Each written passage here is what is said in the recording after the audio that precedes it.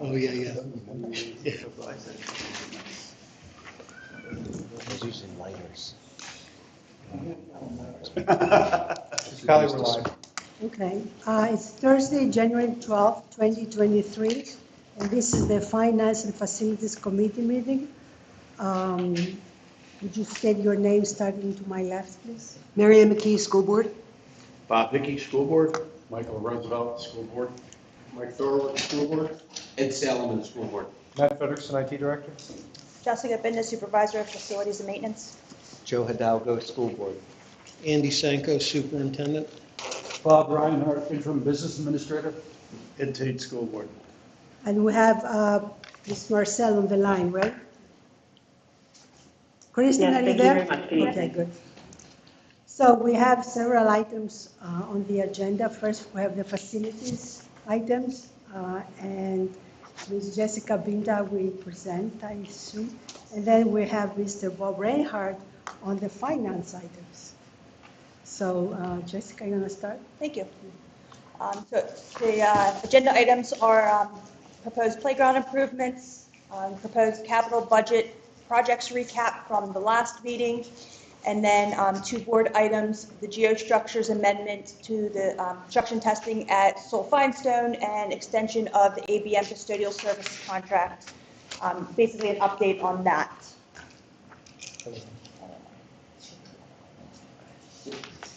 For the proposed playground improvements. After some discussion, after reviewing the study, the purpose of the study was to perform field survey investigation and research to provide recommendations for equipment replacement, ADA consideration, safety concerns, and drainage. The safety concerns were the primary focus of the report. One item that we discussed was the age of the playgrounds. I'm currently compiling a list of age of equipment. Throughout the district, there's equipment that range from, I would say, probably the 80s till recently. So we are working currently to get that list together. And then I also want to highlight that and when I go to the next slide, you'll see this. Each year, there is a contingency built in. So I do show the contingency next. This will allow for each of the schools, whenever we go there, meet with the principals, meet with the project team, to address any additional concerns over and above what's in the reports. So the reports are a starting point for the project. This contingency money will allow us to have parity across the district. I do want to remind everybody that parity is quality or state of being equal or equivalent. So each school will not look exactly the same. Each school has their own culture. So if the kids there enjoy climbing or they enjoy running more, each school will look different, but we'll make sure that each school has the proper playing equipment. We will make sure that each school does have the electronic sensory boards at all locations. So there will be standard across the district, but each school will look different. And again, that's through working with the principal and their staff in the building to put that together. And then lastly, part of the report was some low-hanging fruit or immediate needs. Those items like putting more mulch in locations, any kind of hazardous conditions that may have been found have been taken care of by our maintenance staff. That comes up to be approximately $21,000 within the report. Now, it did not cost us $21,000. It was very minor costs that we incurred with this, but it was items that were brought up that had safety concerns that we wanted to make sure that we took care of immediately. Okay. Next is the spreadsheet. It's similar to last month. I will highlight that there is a typo in Wrightstown estimated fees. It's 50% instead of 5.1%. So that is, I will correct that. So the true estimated fees is $14,922, which makes the Total estimated project cost, about $1.6 million. And then on the right includes the contingency. So if you guys remember from last month, we have $500,000 allocated in the budget each year for these playgrounds. So again, that takes care of items that aren't included in the report. So if there is a school that there's some aging equipment that it might not have been a safety concern, but we feel that needs to be replaced because it's at its end of its useful life, or that we project that it's going to be coming up on its end of useful life, then we will use that contingency money to bring that up to the equal to the other schools. Also, contingency money could be used for if we go into the playground and find that there's some drainage issues, water runoff, curbing that we might need, additional ADA access that we might need. We can use the contingency money for that. And again, I want to highlight that the electronic sensory boards will be included at all locations. Should we pause for questions? I think it'll be good because then we're not Which- jumping back. Exactly what are the electronic sensory boards? So they're boards where you walk up to it, you push the picture, and it speaks what it is. So items like, it'll say playground, you'll touch playground and it reads playground to you. You can have a slide on there. Some of them have emotions. So if you touch it, sad, I'm sad, it reads back to you, sad, happy. Some of them have weather on it, rains, sunny, items like that. So they can be customizable for the school. There's some different options for each of the schools, but it really helps with the with more of the, what's the word I'm looking for? Like the special needs children that can use that kind of board to help express themselves. Thanks.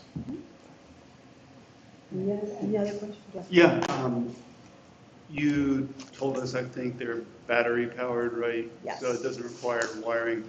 Correct. I just want to point out, I did notice tonight for the first time that the Newtown with multiple handicapped students and Holland and Goodnow with the autistic support programs are up top of the schedule, which is good. Yeah, so Newtown Elementary has very little to no accessible equipment for those children. Now, that's one school that we will probably eat into some of the contingency to make sure that they do have accessible play equipment. Whether that's ramps going up to the play structures. There's a million different opportunities now to incorporate all types of children into play. Within the last probably 5-10 years, the play manufacturers have really focused on inclusion and making sure that kids can play on equipment together. Thank you. Any other questions? Go ahead, Mike. Roosevelt. So I just want to reiterate a couple things to make sure that we've got clarity for both the board as well as the community. You mentioned that our maintenance has gone around since safety was the primary concern of the report, and that our maintenance has gone around and remediated all issues. So at this moment, I don't want to say all issues, they were high priority issues. So if there was something life safety, which there was nothing life safety that a kid could die on, okay. but like high priority life safety issues were taken care of. Like the mulch was taken care of because if a kid falls, then, or like the swing sets, they get kicked out. And Okay. that's an ongoing thing that our maintenance guys take a look at. Okay, because we've got reports from some about caution tape being around playgrounds from time to time. So I just want to Yes. make sure that all our playgrounds are safe right now. Or, I mean, as much as. As much as possible. Now, if something happened in the last couple of days. Sure. But yeah, there was some caution tape at one of the schools. I believe it was either a slide or like a transfer portal, Yeah. whatever they're called, had broke, and they removed that. As far as into if we're talking about the same school, that caution tape was removed and we put a panel up so the kids couldn't access that area. Is that still ongoing, or has that been resolved and the area is now accessible and deemed safe? So the area is accessible and safe. However, the piece that broke, we could not replace because the manufacturer doesn't make it anymore. Okay. So we saved it off by putting a panel up so that the kids could not access that area. Would it be fair for me to conclude that the school with the highest cost would have the most safety remediations being recommended if safety was the primary concern? Or is there also a consideration of how old the equipment is that's current that needs to be replaced? So there was a consideration on how old based off of the, what's the word I'm looking for? Thank you, the condition of the equipment. Okay. So if you took, Churchville is a prime example. I think they do have some aged equipment, but it has been in good condition. And that's why you'll see only $52,000 allocated to Churchville. Okay.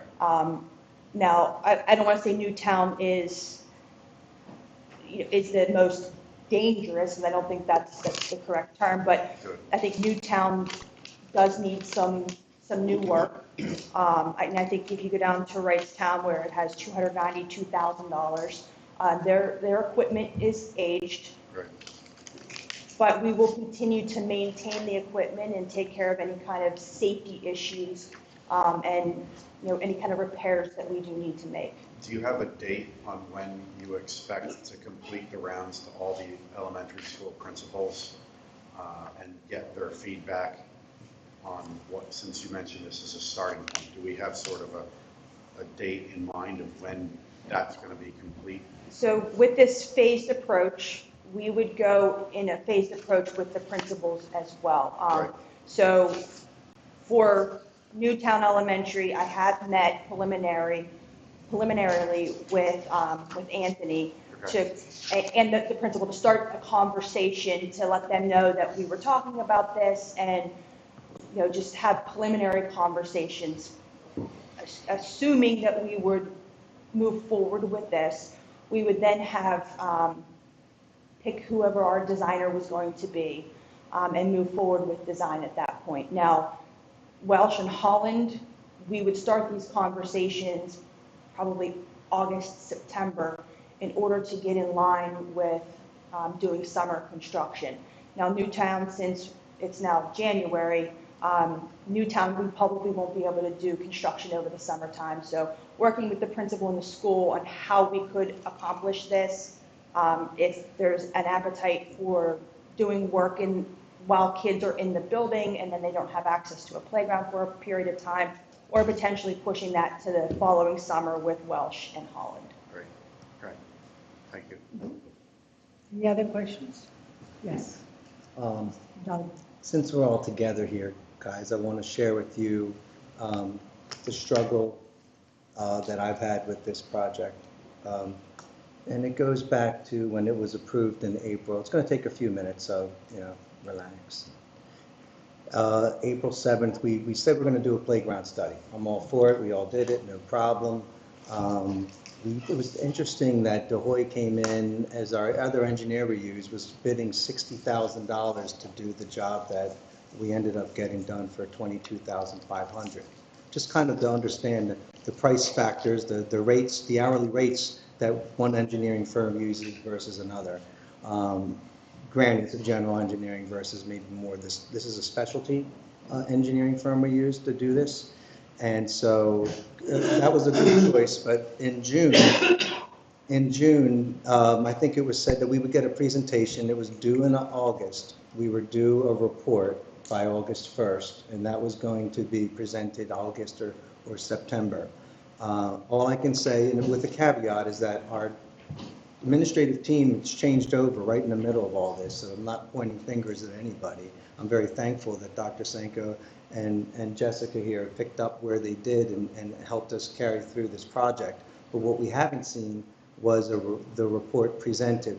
What I found when I first did see it, it was already, without details to the board stuck in the 5-year summer projects program, right? It was said that it was going to be done, and it was, so there was disclosure there, but we never really got the details of this playground study. I saw a lot of numbers, and the one number that concerned me was that Churchville was at very low number. It was in the 30s, it wasn't even 50 at the time, it was 30-something. And some of these others were getting a lot, so that automatically makes me say, well, I need to see the details, you know? So I asked then, it hasn't been, it wasn't disseminated at the time, so I'd asked for it to be public and to disseminate it to the board. So it has been disseminated to the board, and when I started to, this really took me by surprise because for some reason I couldn't sleep and I dug into the numbers. There are 10 reports separated. Half of the report is really just 55 pages of the marketing for the things. So kudos to actually, because I eventually today spoke to the guy who wrote the report, and really very forthcoming and put my mind at ease and how things were and was very open. But I thought at the end of the day, we needed some consolidated information here to be able to make these big decisions of 1 point, let's just say 2 million when all things are said and done for something we've never done before, which I agree we should do. So I saw some disparity there. I thought I'm cutting these reports together, and I stopped when I had to, and then personal things happened a week later, and I've been out of the pocket for at least a month. And then this comes up again. And these people were very gracious to sit down with me and get answered my questions, and got the person on the phone today to understand that maybe the one concern I had with the report was validated in the sense that most of it was based on safety, but there was one thing that was kind of just like, yeah, maybe it was a little too much. And I thought that to myself, saying it was a $50,000 makeover of one of the areas that really didn't show a safety concern, but that this could be done. And I thought, well, 50,000, that's more than what Churchville would get. And I'm not trying to say, woe is me. What I'm saying is I'm looking forward 5 years, and I'm thinking in 5 years, every school will have been done, right? Pretty much. Now, when I talk about done, I'm talking about the composite structures. That's what I'm focusing on, is those big ticket items. There's 2 at each school mostly. When I said this, I was like, I love Churchville. Churchville's great. No one's complaining. That's why, there's nothing there. No one's saying, but I don't think people know that at the end of 5 years, my rough estimate is the structures, the composite structures will be about 17 years old, where all of the other school district had just been redone. So that was my idea. So I think that's why there's this parity thing that we're trying to get everybody to understand, to say, hey, at the end of this, I'm not saying, I just want to make sure everybody's on board to understand, at the way it is now, it's not written, it's just contingencies to make parity, but you'll have 9 schools that I think, and maybe there's one structure that has it that I've missed, right? But for the most part, you have a 17-year-old, at least, because 2010 is when Churchville was renovated. So if they did the structures then, I doubt it was part of the project. They could be older. They are definitely rusting, but they're not a safety issue. They're definitely eroding. There's definitely, the deterioration from the UV lights. It's definitely something that in 5 years we'll see. So I say, hey, this should be addressed now. And so I think that's where I think we're all on board. I think I've had a few discussions with people that at the end of the day, the purpose of the study was to have some relative parity, not perfect, across the school board. So I just wanted to make sure you're all aware that I put a lot of work into thinking about this, and I wish I had the time, because it could be a lot cleaner, the data could be a lot cleaner for me to share. We're still waiting on the ages of some of these things, but I really just focused, again, I'll just say one last time, on the composite structures. And composite structures, there's big jungle gyms, and so I think I just wanted to make sure, since we're all in the same room, that you understand where I'm coming from, and if I can be assured that that's where we're all going, then I'll be okay, with voting yes with the project. I think there's a lot of details still to be worked out. I think some of the numbers, not everybody understands the actual finances, so you know, and again, I'll just say, having it just put into the summer projects with not ever having a presentation was maybe a product of the fact that we lost our facilities director, we had an interim superintendent, and no BA really. So there's a lot of things that we can say slipped through the crack last year because of that. So I think that's about all I just wanted to get off my shoulders, that it was rough thinking that we were going to go through this and not address that. So I would say, thank you. So just to remind us that we have not approved that yet as a board. We haven't voted on allocating the funds, and maybe during the finance part of the discussion, we can talk about it and see, do we have the money? Should we do the 5 years and so on? So this is just a needs-based presentation. And I mean, does the board feel that we need more like information about that? I mean, we can always delay and get more information. I just have a Mr. couple Sullivan. follow-up questions along with Mr. Hidalgo. So just a couple questions, and bear with me on this, because Joe and I were on the phone for about an hour this afternoon about this. We're looking at a slide. What exactly is being replaced at these schools for these costs? So, If you can say, I mean, in terms, if you know. I'll speak in In general, general, yes. So, Newtown Elementary, most of it's getting replaced. Okay. Most of it's getting ripped out. I want to say Newtown, Holland, and Wrightstown. Welsh, it's about half is getting replaced. Goodnose is about the same, and I would say that those two schools will probably eat more into the contingency just because we have the autistic support programs there, and the playground's really not geared towards that.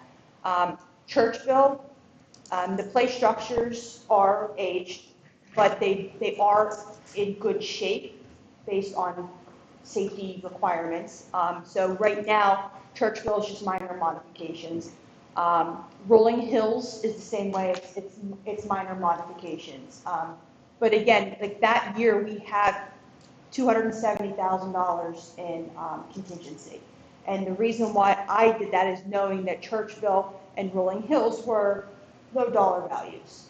When we get there, there's going to be work that needs to be done. Now, it might not be complete replacements, Rolling Hills might not be complete replacement of the equipment, but there might be additional pieces that we need to include. Part of the report did not include parity across the district.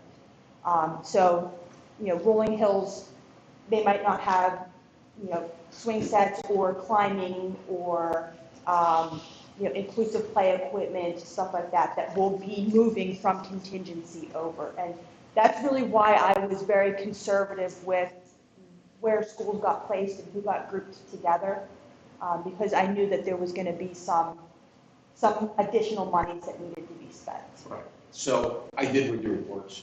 They are 100 pages each for each playground. But I think the nuts and bolts of it, I hate to use that term, but the nuts and bolts of it's about 5 pages.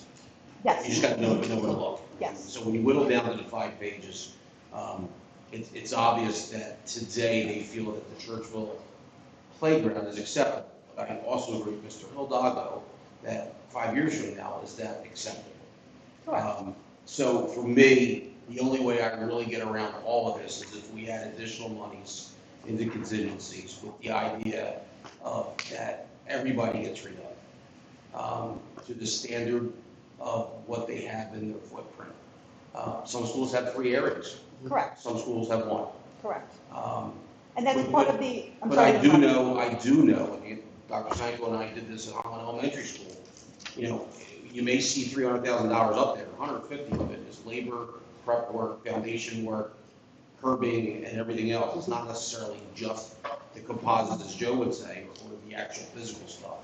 So my concern, like Joe's, is that when we talk about parity, it's going to be that much older when church will come, when you get to that point. So I just don't want to cut the project itself short on money. So I would really seriously want to talk about or think about or come back, or even we can do it on the fly, adding more money that if you don't use it, it's going back in the general fund. But I don't want to sell ourselves short. Because that playground at Churchville, although it's small compared to other schools, it's going to be that much older. It should be done as new as anybody else's, within reason, obviously. So I think you're going to come up very short in your contingency plans at Churchville. And I would question even in other areas. But overall, I think it needs to be done. I think it's something the district should supply the schools. And I would hope, when I was at Richboro the other night, we talked about the playground. So Finestone, the playground, just for purposes of the audience, that's being done. And then Hillcrest there's no issue there as far as the The playground. playground's not complete yet, the new playground But with it's already construction. been paid for under. Yeah, it's already been with paid the for under bonding construction, and that. yes. So we're looking at 7 playgrounds. So Yes. I personally would like to give you more room financially to do this right, rather than coming back to the board in a couple of years and saying, I need more money. But my question to Mr. Reinhardt would be, how are we phasing this in? Is it a 3-year phase of money? Is it a 1 RFP for the entire project that we're doing? And you can talk about that later as well. Yeah, what I think I'm going to ask is, what decisions have to be made quickly today? And to make things happen in time to start the process. I think we need to focus on that. If everyone's a little unsure of the numbers, I will tell you, as you get farther away, the numbers are going to be weaker, and you may have to put more money to it, but there could be other things up front here that you're saving money. So we could spend all kinds of time on the back end looking at numbers and all that and getting nothing done at the front end. So I just want to make sure you know that we need to make moves here, even if the numbers are, I'll call them weak at times at the end, but we shouldn't be stopping progress. So what I want to hear probably from Jess, when do these upfront decisions need to be made? And board, are you happy with the way the timing's been prioritized? Or do you see, as a board, that you say, no, administration, because I think that's your role here, no, we need to do this, or this, and come to an agreement on the board if you choose to do that. That's my 3 cents. You know, we'll talk about the move of money to the capital reserve, and I will talk in detail about spending that money, because it's one-time money, you get one chance to spend it.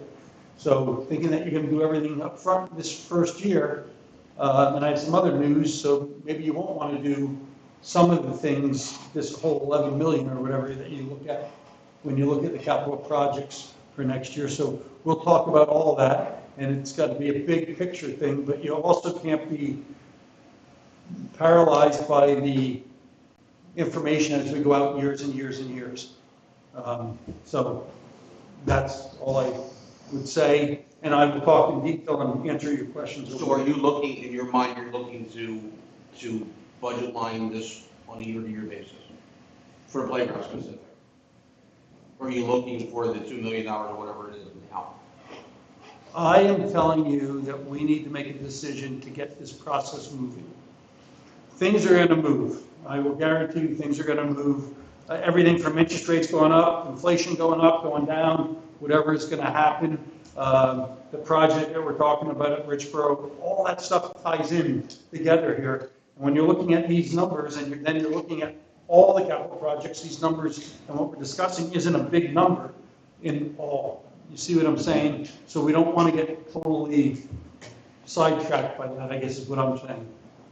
I hope you understand why I'm saying that. But, Okay, Mr. Thurgood? I just, to my professionals, phasing this in over effectively 3 years, that makes sense. We wouldn't want to try and do all of these in one summer because we limit bidders, we You're gonna- limit, you know. It's going to be difficult. Just having that much work over across the district, you're going to limit the amount of, obviously the amount of bidders that can actually do this work. There's also delivery issues that are happening. So I personally wouldn't want to do them all in one summer and then have all the playgrounds across the entire district be delayed until November. And then we're all standing here scratching our heads because we can't predict what the delay is going to be. Last year it was connectors. This year it's the paint resins. So I would suggest not going forward with that. Now, if we were pre-COVID, and, you can get playground equipment in 6 weeks, yeah, let's do that. But at this point in time, I would not suggest doing that. I would also suggest that if you do them all at once, you're replacing them all at once on a continuous cycle then, which is not necessarily optimal. And my only comment there is if we're going to do these in sequences, somebody's going to be first and someone's going to be last, and that's just the way it is. I mean, that's just the way it is. And I think So- last meeting, I went over my prioritization and how I thought about it. It's absolutely open to discussion. If we see that there's a different way to prioritize it, I mean, there's obviously different ways to prioritize it. You've got a $500,000 burn every year is what I'm saying. Yeah, every year I have a $500,000 burn. I tried to prioritize Newtown because it does have the most multiple disability students in the school. And then the following 2 years, I tried to prioritize the autistic support programs, and then insert where the money fit into the other schools. Again, if someone has a different idea, let's talk about it. A different way of prioritizing it, because I mean, you really could prioritize it 100 different ways. That was just my thinking, was prioritize the kids that don't have access We at pay you this to do point. this, so that's not. Thank you. Well put. Mr. Hidalgo? Thank you. So yeah, it's phased in over 4 years, 500 million, 500,000 a year, $2 million for the whole project. You know that that's what the goal is when you're talking about the grand scheme of things, and of course, it's a chunk, but 10 schools, 200 grand per school is a reasonable thing to consider if we're going to take this project on. Whether it's a couple hundred more grand or back the other way, that's kind of what I'm looking at. I mean, even with just up there, we have 1.8 million, but when we corrected the estimated fees, we're back down to 1.6. So it's almost like again, if we're not financing it, it's not affecting our financing. I'm big on the fact of sports and facilities and stuff like that, and playgrounds. What a good thing for us to do. With kids, that's where they release their, and I have a list, I've got it, I will share it with everybody, which shows every component that's listed for each unit. And what only makes one list look bigger than others, you think Churchville's small, they just don't have like the workout bench set, which is 5 pieces. But mostly it's those big composite things that people have. And I like to hold on to those old school metal jungle gym things that they don't make anymore. It's hold on to that as long as you can.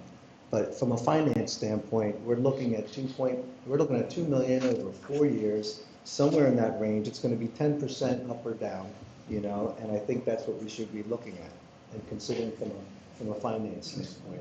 And also, if you want to try to lock in some prices for the first couple of years, if that's a promissory note we can do with the vendors to lock in the prices if you're worried about price, well, maybe they're willing to do that.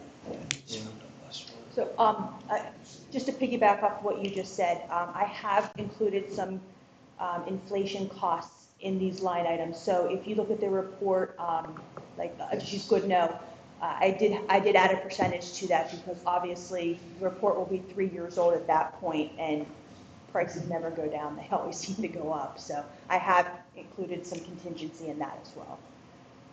Any more questions? I was just going to make one more point, which is every year we will learn from this process. So in 2 or 3 years, when we're looking at, how we're going to do Churchville and Rolling Hills and Wrightstown and Goodnow, we'll be looking at it with the perspective of having done Newtown and Welch and Holland, so that I think that they'll all look different. So we're not planning at this point Wrightstown and Rolling Hills. We're doing every year. Yes, yes. And that's an excellent point because the playground at Richboro will be complete by then. The playground at Sulphine-Stone and at Hillcrest, thank you, yeah. will all be complete. And we'll be able to receive feedback from not only the teachers, good but also the recess aides, and then also my team to say what's working and what's not, what's holding up, what's not. If we have a piece of equipment that's just, or a device that's not holding up, then we don't do that moving forward. Obviously, we take care of maintaining the items, but if something's just not working, the kids don't like it, then the next school, we don't need to do something like that. Good point. Just a question, just because of mail that has been received, and like you said, somebody's going to have to be last. No, I said that. I know. Hey, I understand perfectly. However, this isn't, I don't want to say set in stone. Now, obviously, Newtown's going to be first. But is the possibility exists that like next year at this time, we reassess and maybe things have changed where we might have to flip a school or? Absolutely. Now, if we, we've come to the point where we have catastrophic failure in one of the playgrounds and now it needs to bump up to a priority, absolutely, that just makes sense. So this is not set in stone. I mean, this is the plan moving forward, but if we do have catastrophic failure from a natural disaster of some sort, then yes, that gets bumped up. Yeah, and like I said, this is in response to numerous emails that have come through to the board that have been asked, It's not necessarily set in stone, however, you do have to prioritize it, and, I mean, I understand being from the Richborough community, what it feels like to be last. Mr. Russo? Yeah, I just want to touch on a couple other things. What Dr. Forward said is absolutely true. Somebody has to be first and somebody has to be last. And sometimes being last is a benefit to pick up on. What Mr. Tate indicated is that we're learning from these. And we're looking at 7 schools. So these aren't set in stone, as Mr. Hickey said. There is some ability to juggle around. If we're trying to front load the autistic and the special needs schools first, I'm curious to know if you could expand on why Goodnow and MMW aren't flipped, is one thought. The next thought is, I agree, we need to phase this over multiple years, but do we have to do it over 4? Could we do it in 3? Could you get Wrightstown into that, up 1 year, so that some of these things are happening a little bit sooner? And I also, 2 other thoughts. I think that, to Mr. Reinhardt's part, we've got to figure out some way to move this process along. I think Mr. Tate and I were talking about this last year, and so we're glad to get the study, but figuring out what the next steps would be. And along those lines, I'm wondering, because of, is there an ability after all the principals have been consulted, and after then we've seen what that is there an ability to buy all of the equipment, the new equipment, not the grading stuff, not the drainage issue, but the playground equipment for all the schools at once, and then store it somewhere so that we can potentially move these things around for speed or, as needed, so that we're not changing the equipment from year to year, and that might help as far as it all aging around a similar time, or maybe being able to be installed faster because we don't have delays because we're waiting on fasteners, or we're waiting on epoxy resin coats, or the composite materials. Yep, there's a lot of questions there. First, the autistic support programs, I split them up over 2 years, knowing that we could do them all in 1 year, but my thought process was, let's split them up so that we have time to focus on the first one and then the second one, because each school. We got them in 3 years. No, I'm just saying the autistic support. The first one I prioritized because it is a high dollar value. I didn't put them all together just for the reason that we had $500,000 a year.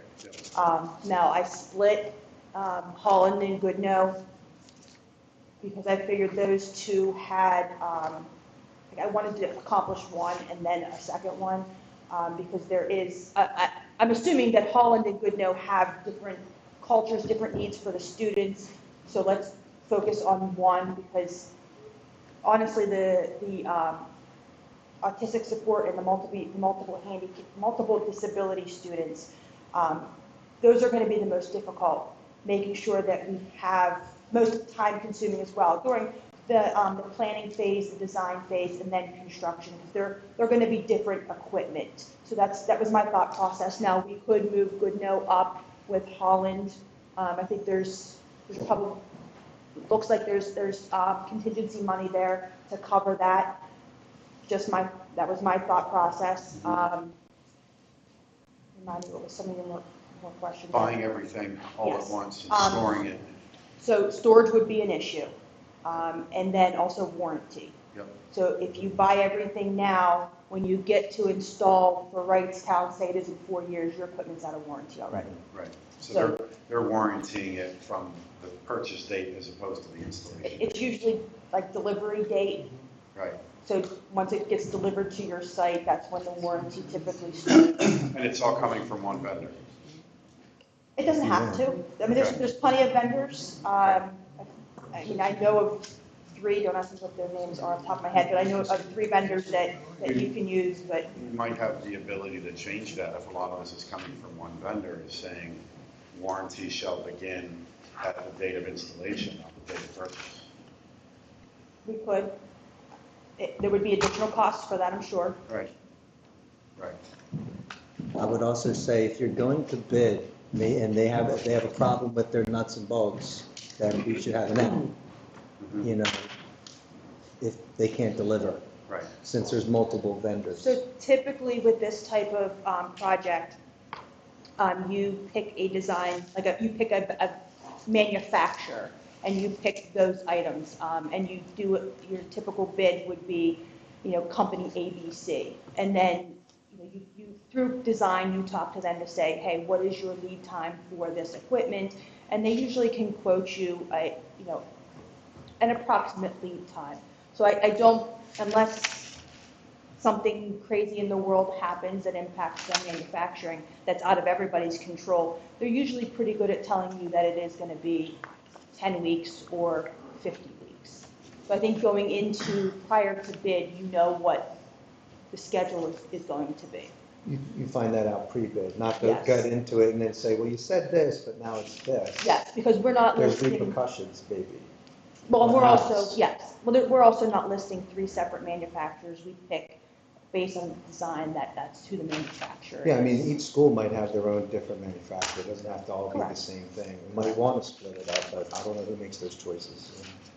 During the design Oh, wow. process, I think we go through that. Okay. I think the other question you asked, I'm not sure I heard it answered, was can we do it in 3 years? Right. And Yes. yes, we could.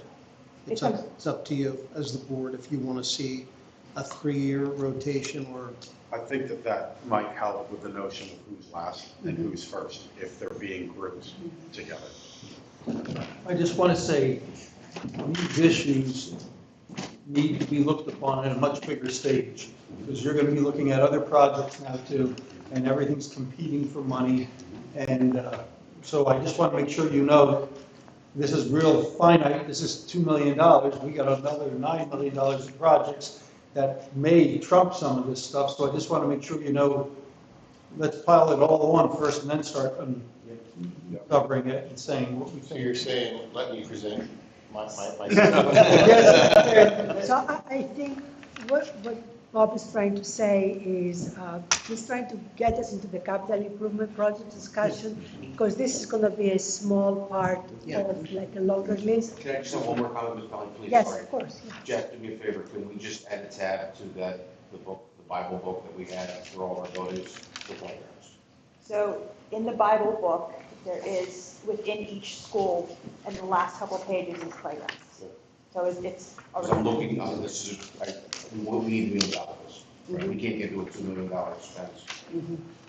It's beyond. Yeah. Correct, and I think Thank you. from my little bit of knowledge of working here for a little bit of time, I think the main focus was PTOs doing the playgrounds and minor maintenance on the playgrounds being performed over the years. I don't think it was ever prioritized. Nothing wrong with that, but now we are focusing on that. When we put in the new equipment, obviously we have to then maintain this equipment. So the next budget year, you'll see a line item within my maintenance budget for playgrounds. Excellent, thank you. Thank you, Ms. Bell. Can we move to the capital improvement project? Proposed capital improvements projects. So this is the same list of projects that we reviewed last month. The top section adds up to approximately $4 million. The second white section is another approximately 5.3 million. And then the last, which is the Chancellor Center HVAC renovation design costs only, is another approximately 1.8 million. Now, the appetite for this is based on Bob's presentation, but this is the prioritization that I came up with. I think Doug put together the list and presented that in, November. The only thing that really changed was the Johnson Controls Metasys network engine upgrades. And you guys did ask the schools. I left the paper down in my office. I will send out tomorrow morning the list of schools that is included in this. I apologize. But that is the only thing that I jumped to the top that was not included in Doug's previous report. And that's simply that the current system, if it goes down, Johnson Controls cannot repair it. It's Past end of life. Yes, thank you. And then if this would cause our boilers or our chillers to go down, that will close down schools. So that's why that's at the very top. And then the stadium repairs and coating, that is also a priority because if we let that coating diminish over time, we will be knocking the stands down and building new ones. So that is a priority. The lighting replacement, since we're going to be there doing that lighting replacement, it will be a cost savings over with the energy costs. It's something we can look at. The paving and concrete repairs, those items really need to be done so we don't have continued issues with any kind of paving or concrete throughout the district. That is in multiple schools. So we have go through to a survey, mark what paving needs to be repaired, what sidewalks need to be repaired, and bid that work out. And then the playground improvement projects, the $500,000. Below that is the auditorium lighting project at South. You all are very aware of, with bidding it twice. We have increased the budget to reflect the pricing that we did get approximately, I would say, a year ago. So that we have increased the budget there. We will be relooking at that project to make sure that it is a comprehensive project and that we have full understanding of what we expect for that. And then the tennis and basketball court replacement that was originally slated to be done with the turf. This is at South with the turf, but I believe it was VE'd out. There is settlement that's happening there, creating cracks within the tennis and basketball court. I would say tennis would be more of a priority over the tennis court. Tennis courts would be priority over the basketball courts if we had to. Tennis impacts, obviously, the tennis teams. The basketball courts indirectly impacts, but doesn't directly impact playing basketball. So if we did need to prioritize that.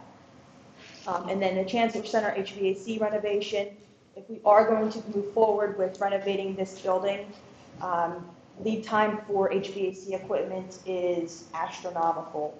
We are going to have a lot of custom equipment in this building. Obviously, it's a historic building. Nooks and crannies are a little short here, so we won't be able to hide very standard size equipment. So if we are going to renovate this building, now would be the time to start design so that we could bid out and start purchasing equipment after the design was complete. And the idea for the Chancellor Center would be once Richboro Elementary is moved back into their school, moving this building temporarily to that location and renovating this building.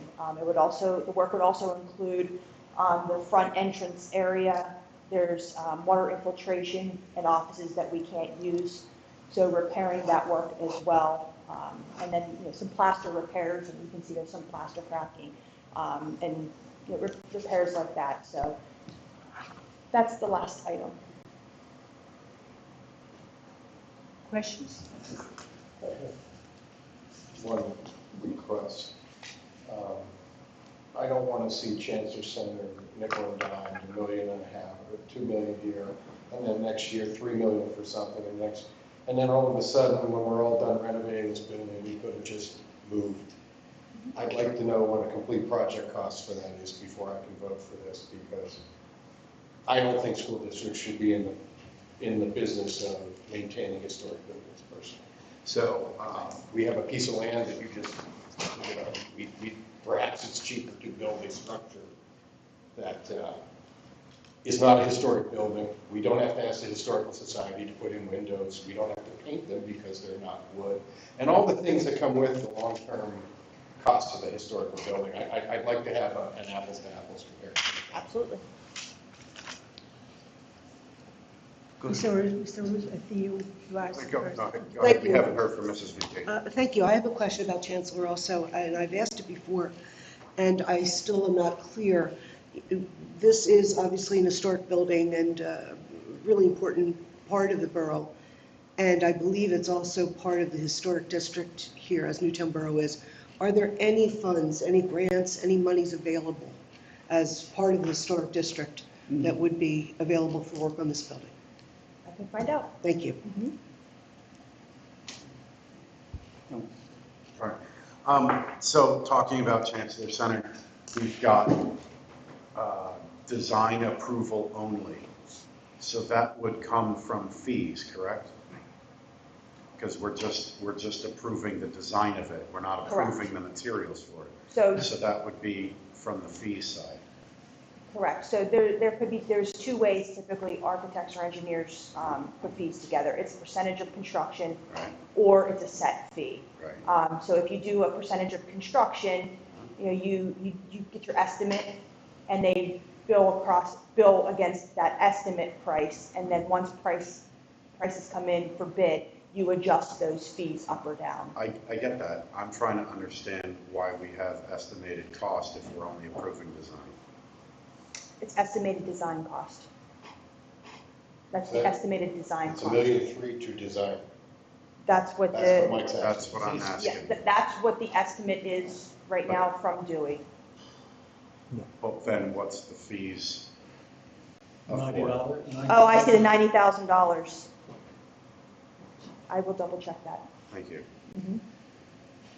Because I think that this is a deeper conversation as far as what to do for Chancellor. I agree with Dr. Forward that school districts shouldn't be in the business of historical preservation. On the other hand, I recognize that Council Rock School District started in this building. So there is some history that's connected to it. So I agree that we need to look at a couple different options before we understand that. But primarily, just right off the top is the fees. I mean, if we're just paying to design it, why are there fees plus an estimated cost just to design it, not actually for the materials to go into it? So, which bounces off of what we just heard from Dr. Forward of having this stretched out over multiple years and not having a full thing. So that's concerning. The other thing is it would be good to have some sort of an understanding of the building occupants' comfortability during that. I mean, this building was designed to operate without air conditioning, and for decades it has done so. Now, I recognize that we're in a different climate of what indoor tolerances are and comfortability, and there have been improvements made to the building.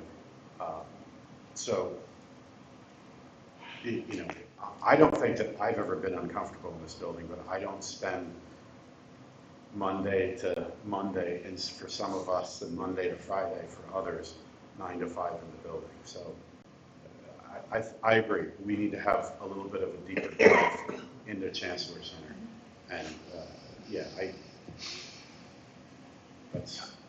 And I mean, also on the lighting project, the auditorium lighting project, that's gone up a lot.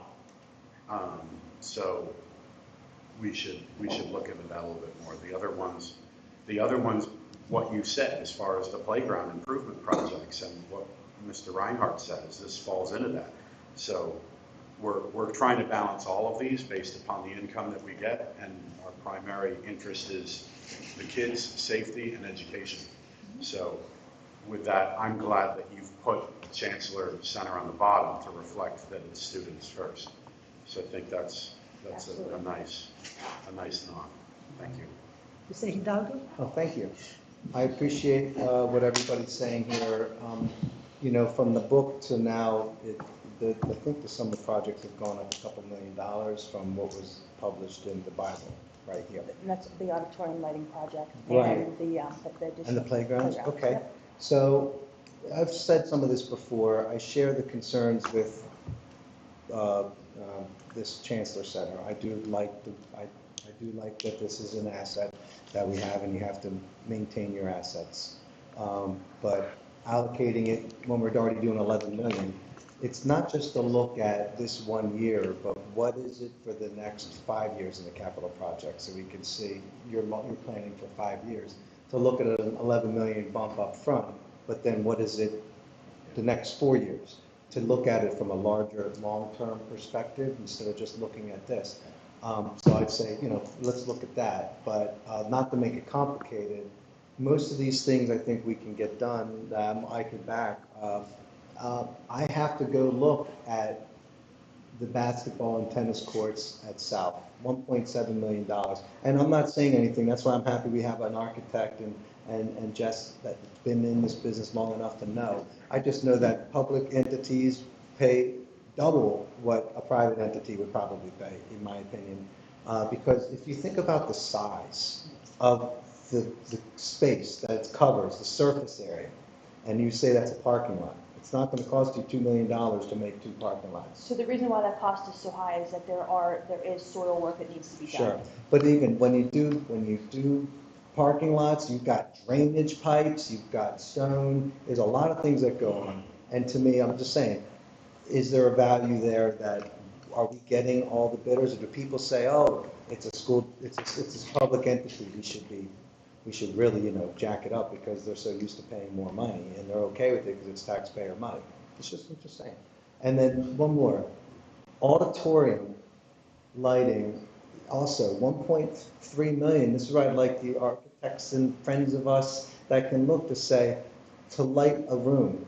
I mean, that, I guess electric work costs a lot, and I understand there's a lot of things, but is there any value engineering to be able to make it less? Because, I mean, that's the size of it, that's the price of a stadium almost, or even, that's just very expensive.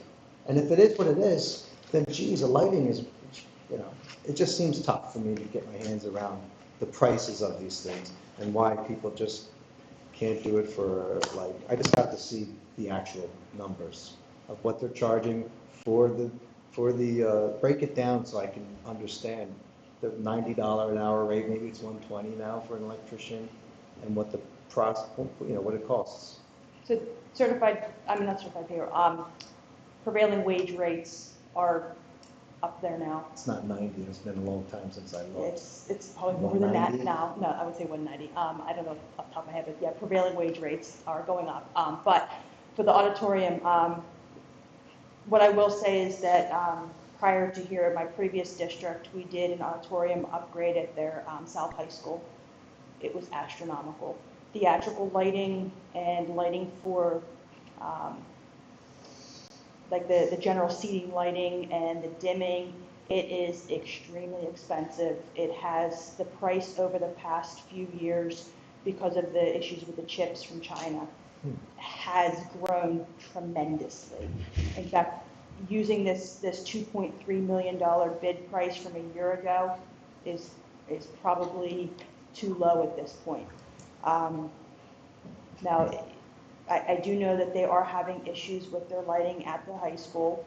I know that they have their lighting board is extremely aged, and that if it does get damaged in any way, it cannot be replaced. So, and then all of the lighting that they have, and there's one light that's strobing, it cannot be fixed. just because of the age of the equipment. So that is contributing to the price of this. Sure. And are there value engineering options? Yes. Are we looking to keep, again, with the parity word, are we looking to keep north and south, not the same, but, have parity across? That's, something we can discuss, but the South Auditorium is going to be a large amount of money. And there's no parity Mr. there. Tate? There's no parity, north and south. I'll be brief because we got a big presentation on finance coming up. But as far as Chancellor is concerned, when I first joined the board, I had the exact same concern about the maintenance costs here, because we were looking at a big chunk of money for something at that point. Mr. Reinhardt can correct me if I mistake, but I raised the issue, and I think another board member and the superintendent hired a real estate appraiser to give us a report on the potentials for selling Chancellor Center. And the answer was it's not feasible. I disagree. That's what Well, let everyone's me valuing. finish, okay? What I was about to say was, the real estate market has gone crazy in Newtown since then. That's change number one. Change number two is, we now have Richboro Middle School to consider as an option for the administrative center. So those are two big differences that, to me, suggest we ought to think about the long-term future of Chancellor. If I remember correctly, for example, one of the things the real estate appraiser said was, because of the historical district, this is an unattractive property. But Mary Ann's point is excellent. Maybe there's grants out there that could help us do some of the work in order for us to maintain it. On the other hand, as I raised, 7 years ago, maybe we ought to, again, look at trying to sell Chancellor. I don't know. But we did look at it once, and that was the answer. And I certainly would support looking at it again. I'll pull those real estate reports. I have them. Good. So I'll get them to you. Perfect, thank you. Mr. Sullivan? Yeah, just to jump on what you just said, I have no problem listening to conversations about selling this building. Yeah. I'd like to see a facility where our teachers can be trained and we can have real meetings with, we're not going crazy we have to move meetings sometimes when they're large or we want to invite the public. Parking. No parking. So for me, this to me is an elephant in a lot of degrees, so to speak, Mrs. McKay, with all due respect. This has done well for us, but we've also, I would be very happy to listen to that conversation. Or maybe there's a foundation that'll give us $2 million to restore this historic building. The world has changed in 7 years. To your Yeah. point, you don't know what this looks to somebody else. Yeah. My fear is you're constantly going to be nickel and dime. Hey, And it's all more that. than nickel. Yeah, you're right. It's more than nickel and dime. So a couple things. The Walt Snyder upgrades, Mike and I talked at length of this. We did a turf field up there not many years ago, 2 years ago, and seeing Walt Snyder back on the agenda makes me question why we don't look at the entire project instead of pieces of a project. Because after we did the turf, we did the soundboard, the speakers up there. And now we're doing lighting and much needed stuff that needs to be done. I'd rather see it all done in one shot. In the future, please bring to the board the entire project and not piecemeal it like this. I will just enlighten the board on October 7th, we received an email saying that the bid for $2.347 million at South was the only bid that we had. The budget was $750,000 and the only bid at 2.347.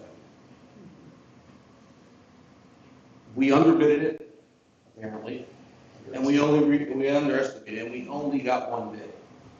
The light is terrible there, from my understanding. That's an understatement. My wife was there the other night for a planning meeting, and she said it was not very appealing. $2.4 million by the time we're done with this is a lot of money. I don't know what we do. You can't, how do you say no, but how do you say yes? How do you say no, but how do you say yes? It's a struggle. And I remember Doug Taylor standing up there saying reject the bid. Here we are back looking at $2.4 million. And that's $2.4 million that's not going in the classroom for the kids. So, It is. Well, it is, Educational. but I understand, but $2.4 million is a lot of money. It does, I mean, you do the plays, all the performances that. But will this happen also there. goes into what I'm talking on a larger scale. Correct. How long has this been going awry, and now we're at $2.4 million? Did it start going a year ago, did it go 6 months ago, or start going 5 years ago? So I think we've been great at buildings. I question how we've done maintenance. And I think that, to me, would be your task. So, Mr. Reinhardt, I'm interested to hear how you stand. The only thing I want to point out is, when you look at this, the playground improvement projects, that's the first $500,000. That isn't the whole series of it. So when you look at these numbers, we're going to be talking about a large transfer of funds from the general fund into the capital reserve. We are going to be reducing our fund balance quite a bit. So it won't be as easy to do something like this again. So this is a one-time shot. You have one chance to spend the money.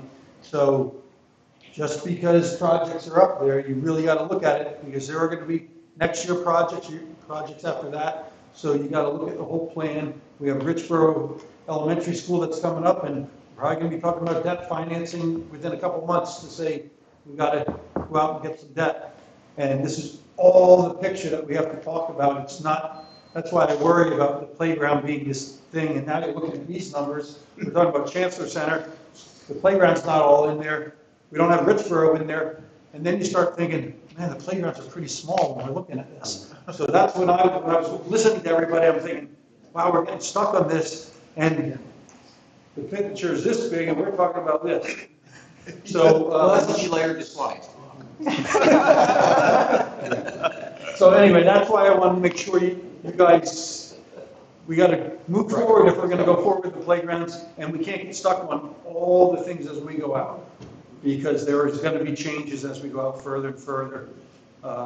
That's always why we do a 5-year projection and keep evaluating how well we did with the couple of years. So, is it my turn? Oh, no, Not yet. you have- No, no. Not yet, hold on. Are there any more questions? Can I just clarify that I was thinking gymnasium lighting, not auditorium lighting, so I understand the huge difference in the value there, so I apologize. Just want to correct myself. Go ahead. Anybody else? Jess, you want to go ahead with the next? Two quick things. First, the second to last, actually. Geostructures amendment to construction testing at Soul Finestone.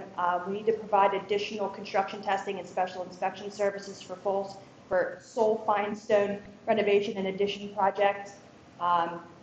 So over the summertime, we had some unsuitable soils that caused additional fees for the inspection service to be out there on a daily basis. So the original cost we had allocated was $60,000, not to exceed contract of $60,000. We need to up it for an additional $30,000, so that it will be a total of not to exceed $90,000. The money will come from the contingency within the budget, so the overall budget will not increase just this contract value. The service they provide is concrete testing.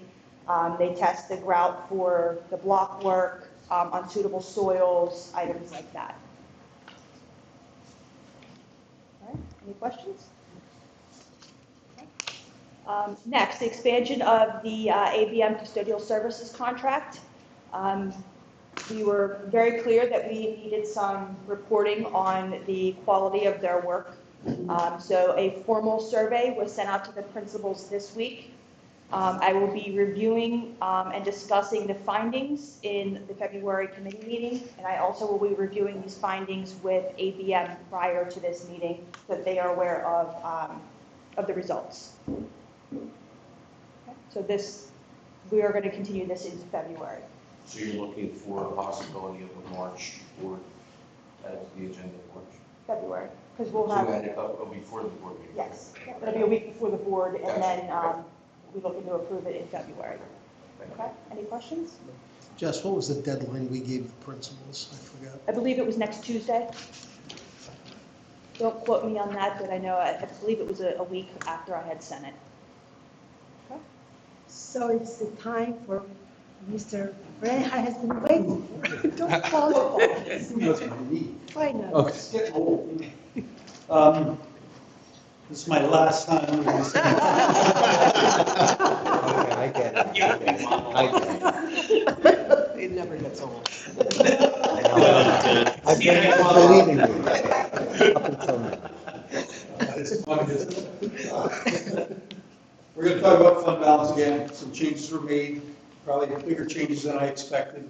But as I was putting the AFR together, I found some things that we didn't expect, and I'm going to explain them to you. That's really why I'm here tonight, because there's some unexpected changes to the financials, and I didn't want anyone else trying to explain it. I wanted you to hear from me. General fund budget transfers. We agreed to this already, but the numbers have changed, so you guys, I'll explain everything to you as we go. Approve Act 1 index for 2023-24. The number's big. You're going to see it.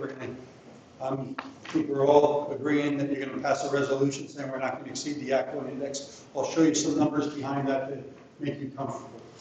Okay. School board treasurer, I am leaving, and Cheryl is here. I will be here now, so we'd like to have her appointed as the treasurer. The TCC alternate delegate, I'm still going to be on there, but Cheryl's also going to be on there, so one of us will go. And does everyone know what the TCC is? Tax Collection Committee, which it's countywide, and we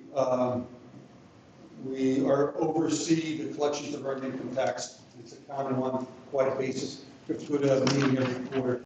It's just a regular business meeting. Any board member that would like to go, it's like at 4 o'clock if you want, and it's really Dry. really. On my account, I like coffee, so it's just not a good meeting. Approval IRS mileage rate, it's gone up and went up 3 cents, and that's with inflation, I guess. And then approve the transportation bid. If you remember that, we agreed to go out for a bid to have delivery for next year of 2 vans, and I think we got a decent bid, and you can look at the numbers as I go. Go ahead. Oh, You have it. We talked about the annual financial report. The report was filed on December 29th. So the report is normally done in close coordination with our audit. So we're doing the AFR by the auditors here, and we know the numbers are right on, and the numbers are close, or right on, I shouldn't say that. That has not happened. Auditors are still, we're going back, and I have 2 pages of things I got to get from the auditors right now, and everything. I believe the statements are presented fairly in all material respects, but I'm not the independent person that can, decide on our statements. And as me being a CPA, I'd be in trouble for telling you that they are that. But I will tell you, my belief is that they're in good shape. But hey, I found things at the last minute that I thought weren't going to happen. The auditors can see something, and maybe they're going to say, I don't like the way you presented this, I don't like this, or something like that, and we'll debate it and talk about it. And I have some things here that are going to be interesting to you as we go forward. Okay.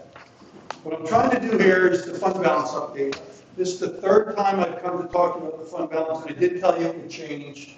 November 10th, that's the number. I said, I'm thinking our fund balance surplus was going to go about 11.5 million, 11.6 million. December, we made adjustments and stuff, and I came in at $11.7 million. Now, this is the bad news, it's down to $9.3 million, okay? And I'm going to explain that. It's $2.3 million of expenditures, and I'll tell you exactly where they are and what happened. This is the transfer that we agreed to, and I just wanted to show you that our fund balance now, because we're moving that out, looks like our fund balance in the general fund is going down almost $14 million. Our fund balance in the capital reserve fund is going up $22.5 million. We are moving assets from the general fund to the capital reserve fund. We have plans and why we're doing that. It's well thought out. It's not something we're doing, saying we're just hiding money or we want to reduce our fund balance. We have plans. We just talked about it for over an hour, I'm sure. And we have plans, and we also have other debt. And we also know that if we don't have a need for debt, we want to start drawing down maybe some of our long-term debt and get in better financial shape. So those are all reasons why we're doing it. Question I had on the phone yesterday, I think it was is this going to change our credit rating? I don't know that this is going to change our credit rating. We still have reserves, and we have reserves also in the self-insurance fund, which we can talk about at some later date. So we have significant reserves. When you get on the credit call with the S&P, I don't know what they're going to say to me, but I'm not doing this to keep our credit rating up or low. We're doing this as a strategy for the district.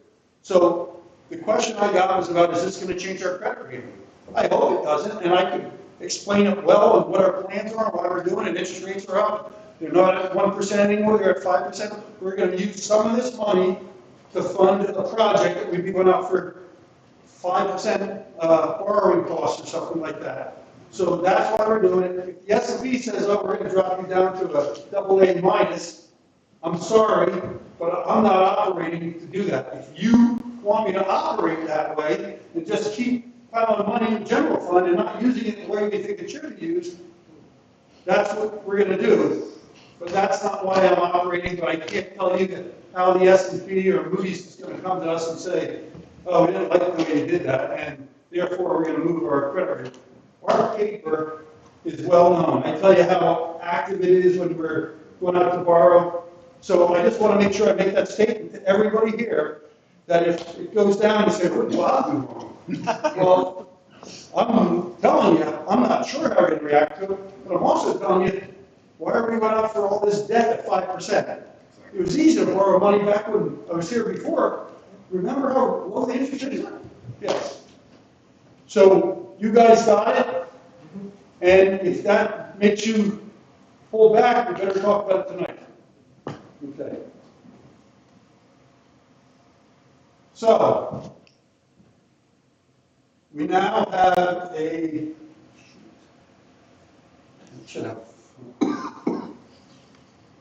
we originally were going to have a $22 million fund balance. Now it's going to be $19.7 million, okay? How does that affect when we look at our fund balance? This is last year's fund balance with $32 million, okay? And remember, the COVID-19 contingency we had for lost revenue, more expenses and things that we cleaned out of here without any effect on it. This was when we discussed it the first time, and I didn't make the $2.3 million adjustment. The bottom line is, other than for the little things that I changed to be accurate, completely accurate, we had unreserved, unassigned fund balance of $13 million. Now our unreserved, unassigned, unreserved fund balance is $10.6 million. That's where it is. Fund balance in our financial statements is not going to be $22 million, it's going to be $19.7 million. And our transfer to capital reserve is $22.5 million. Okay? So we're moving assets. We're not spending assets yet. Now when we talk about projects, we're spending assets, but we moved assets to be able to use them for a certain way. Everyone get that? Okay. Oh. I used to have to have you do it. No, good. Okay. Now I want to show you what the effect of this adjustment is. And I'm going to go over the adjustment. Maybe I should have done that first. But I'm just showing you all the inputs. Here we go.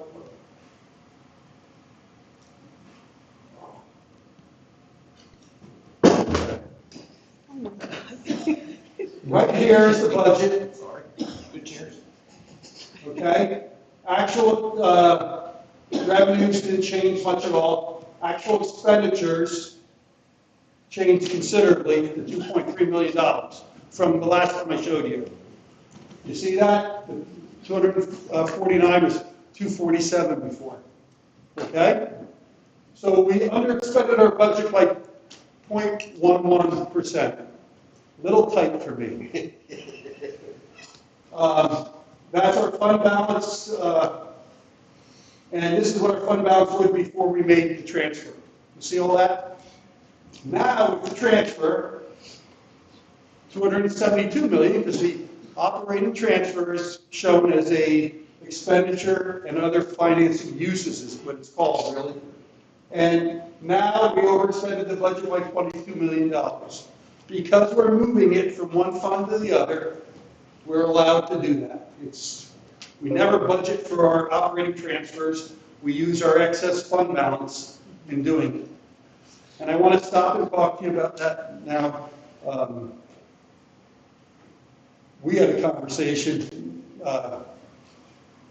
yesterday a little bit about my reasoning about planning an operating transfer, putting it in the budget, and saying in your budget, $4 million or $5 million we plan on moving over to the capital reserve fund each year and actually showing it in the budget. And I think this is what we talked about earlier, right? Yeah. Yep. And you can jump in whenever. And I said, well, normally because of the conservative budgeting, we don't plan for it.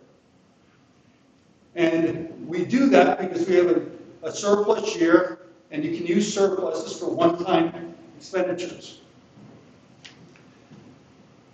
If I knew, and we knew, that every year our budget revenues and our budget expenditures were going to equal our actual budget revenues and budget expenditures, I would tell you, yeah, we better budget for it and provide a tax increase for it, okay? But you guys know my budget, we don't know really what's coming in, just like earned income tax this year. Earned income tax this year jumped up unbelievably. No one would have guessed that at the beginning of what was going on. So, with uncertainties, if I would plan in my expenditures to move $5 million, and I'm still budgeting conservatively, and getting my expenditures under by, let's say, 1 or 2%, and my revenues above by 1 or 2%, I'd be generating all this excess surplus that is the one-time money that we'd be moving anyway. If I knew how we could be real tight all the time, I would plan exactly that way. And I just wanted to explain that a little better, because Yoda and I were talking about it, and I thought it was terrible explaining to you my reasoning. And I hope I explained it a little better now, that if we were right on, I'd definitely plan for it. We'd raise taxes, but we'd only raise the taxes that we need. But with the uncertainties of revenues and expenditures, I just can't do it. And all I need is be getting what I consider a good budget within those two ranges, and more revenues coming in, and everyone's coming to me about, why is our general fund balance continuing to grow? Well, that's what's going to happen. So I wanted to explain that. I hope you understand what it is, why I do it in my way. I mean, I understand why you do it. I just, what if there is a very tight year and there is not enough room there, so we have no money for maintenance? And that's why I don't know if we should all plan some money for maintenance there, and then if we have extra, then we do more. That's why I am so concerned about the $22.5 million being put in there this year. And that everyone says, oh, we got the money, let's spend it all. I'm kind of like, put on the brakes and not spend it all and see where we're going. And in addition to that, as we come up on our debt and getting closer to what we know about what Richboro is going to cost us, at that time, I'd love to give PFM the numbers and say, is it better if we use $5 million now and keep some out? Or is it better if we put everything we can into that? And I want to see how the numbers float out over time to see what's the right answer. So that's why I think there's so many moving parts that we have to prioritize, but I'm going to tell you, put on the brakes, because just because it's 22 million, our fund balance is now only going to be $20 million.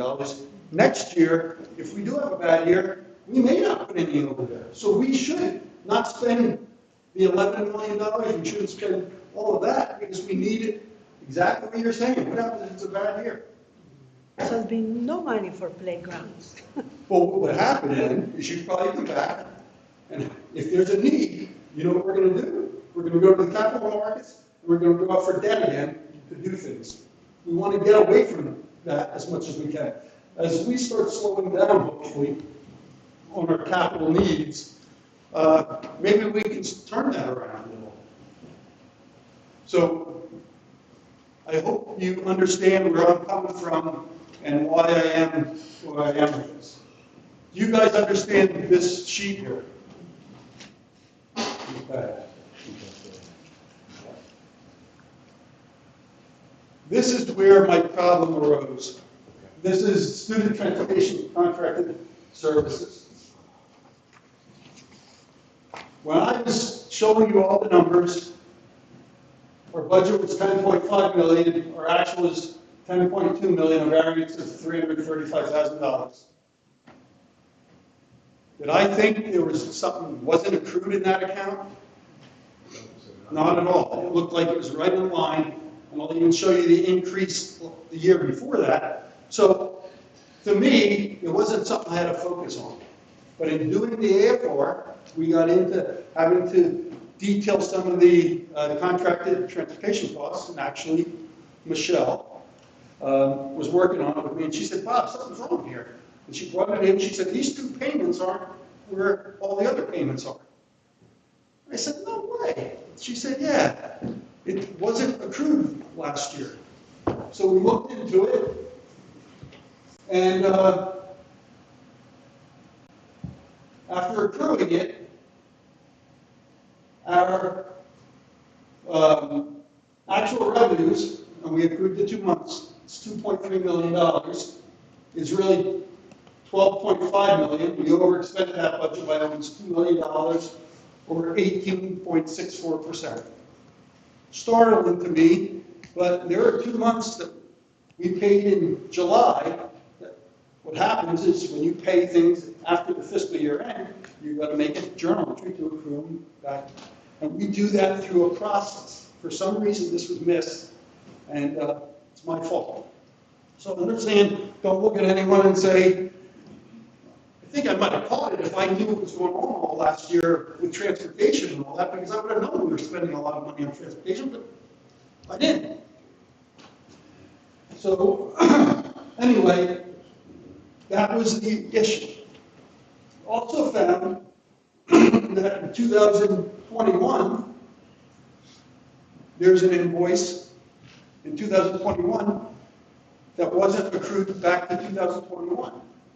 So this $1,045,000 was an expense in the 2021-22 year, but should have been back in the previous year.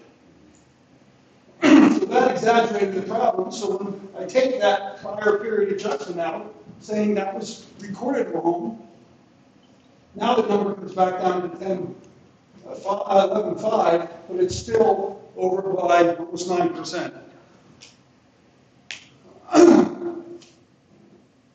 In the annual financial report, you will see the grossed up number of $12.5 million. I do believe in our audited financial statements, we're not going to run that. I don't think we're going to run this. I'll have to talk to the auditors through our, I'll tell you the profit and loss. What I think it will do is there is a adjustment to your fund balance called a prior period adjustment. And when you make an error or something like that, you make that adjustment to your fund balance. And then if you have any comparative years, like we have in our financial statements, we compare the previous year to the current year in our financial statements. What happens then is you restate the numbers in your financial statements this year, last year, to correct them to show what it really should have been. Okay? So if you're really looking at it, we overextended by 8.76%. Okay? What I saw and noticed there, this was first student in, but we had a significant number of subcontractors that additional contractors that I don't remember using when I was here. So I think we had other private people coming to augment the first student services. So that's what I believe happened, and that's why we are where we are. You may say, yeah, we all knew that. I remember approving these contracts or something, but that's what happened. Questions? I put this slide together, but I'm not sure it's necessary anymore. This is the 2020-21 number in the AFR, 7.9 million. But now we know that there was 1 million missing from it because we didn't have the invoice accrued in there. So it's really 8.9. So then I just compared the two numbers, and the cost of transportation, contract transportation from 2020-21 to 21-22 increased by 28%. But talking to these guys, Mr. Tate said, well, that's just COVID. We didn't have school many days and things like that. So that's the explanation. At first, I didn't know that was the explanation. I put this slide in there. Once we spoke, I'm thinking, why do I have this slide in there? Because everyone understands it. I didn't understand the problem. I considered pulling this because I don't want to make this an issue now because I understand what the issue is. But because it was posted, I didn't want anyone to think, I didn't do something that I should have posted. Everyone understand that? This is the good news. This is. No, that was good. I thought it was pushing another button. I can't play video games either. My son's really good at it. I used to think I could be good at it, but not anymore. But anyway, our district by January 31st has to approve a resolution saying we're not going to exceed the index, or we have to present a budget showing that we need numbers. We need higher tax increase. If you do that, you then have to calculate your exceptions. Remember exceptions, special ed exceptions, all different types of exceptions. And I'm not sure what we would qualify for anyway. If you don't qualify for any exceptions, then the only thing we have to do is we have to go to a referendum and have the community vote on a higher tax increase. We're not going to do that. But the good news is the Act 1 index is 4.1%. Okay? Our current millage is 134.4673, 4.1%. We were able to increase real estate taxes by 5.531 mills without going to a referendum or anything like that. The value of a bill that I calculated is $1,258,000. What this is here is that's our assessed value of our real estate, $1.3 billion. I use a collection rate of about 96%. And you may say, everyone pays their taxes. Why only 96%? Well, a large majority of people pay their taxes at discount. So although the duplicate or the receivable of 100% is great, when people pay their taxes, they only pay 98% of their taxes. So to start with, if everyone paid their taxes at discount, you can only get 98. So 96% has been a conservative estimate. That does generally drive out less than 1% variance. But I've told Andy, and he's heard me say this, when I was a young business manager at Bethel Area School District, Bill Broadhead, no one recognizes that name, longtime business manager at Central Bucks School District. He was there as the business administrator filling in. And he was this older man, and he walked around drinking coffee all the time. But he was a very bright guy that you just knew that this was the back of his hand, and he knew. And he'd always say to me, your real estate taxes are your gold. Don't mess with your gold. So do the calculations and don't mess with your calculations, because if that goes under, when you look at this, this is what, $160, $170 million of our budget? Don't mess with that number. So I'm telling you, you don't mess with that number. So you can tell me to change numbers all over the place, but I won't change the number for real estate taxes, and I will show you how I calculate it and all that, and I'll show you everything about it. But that's the number you don't mess around with. But the good news is we would be able to generate almost $7 million more revenue by our tax increase. That is outside of the increase we'll get anyway from our assessed value growing from last year to this year. You know, as building occurs and everything, our assessed value grows each year. So that will increase the amount without even raising taxes. So I'm very comfortable with recommending this, and I'm sure everyone's happy and is going to be good about approving that on next week. Okay? For the record, for the public, you're not approving a 4.1% tax. This is pro forma to prevent you from having to write a budget next week. All I'll do is put some numbers behind it so you know what you're voting for, rather than me saying, just vote for the Act 1 index. So I'm just doing it for your information, so you can put numbers to it and say, yeah, I remember what he said. And we're going to say that again in the board meeting. Somebody has to say it, that's all. That'll be said. Okay? Okay, board approvals, and we talked about this. Cheryl is going to be the board treasurer. Cheryl's also going to be on the tax collection committee. She and I are going to be on that. I will tell you, they need us at every one because there's a pro rata vote based on the amount of real estate tax, earned income taxes you collect as a district. And us in Central Bucks, if one of us isn't there, they can't vote because they don't have quorum. And that has happened to them. Mileage rate is, IRS announced that it's 65.5 cents. And the van bid is for two, it's $120,800. And Matt says this does the job. Have any questions? So what do we have to approve at the next board meeting? There are two things you have to approve at the next board meeting. The first thing is the budget, the operating transfer. We should go back up there, and I want to make sure everyone sees this. Here. We're doing the 22.5 million, and I will tell you, I did the AFR using the 22.5 million. If we don't do the $22.5 million, it's going to, I'm going to have to jump through some hoops, go back to the state and ask them if I can revise the report and everything else. But you don't keep the $22.5 million because Bob Reinhardt's got to jump through some hoops.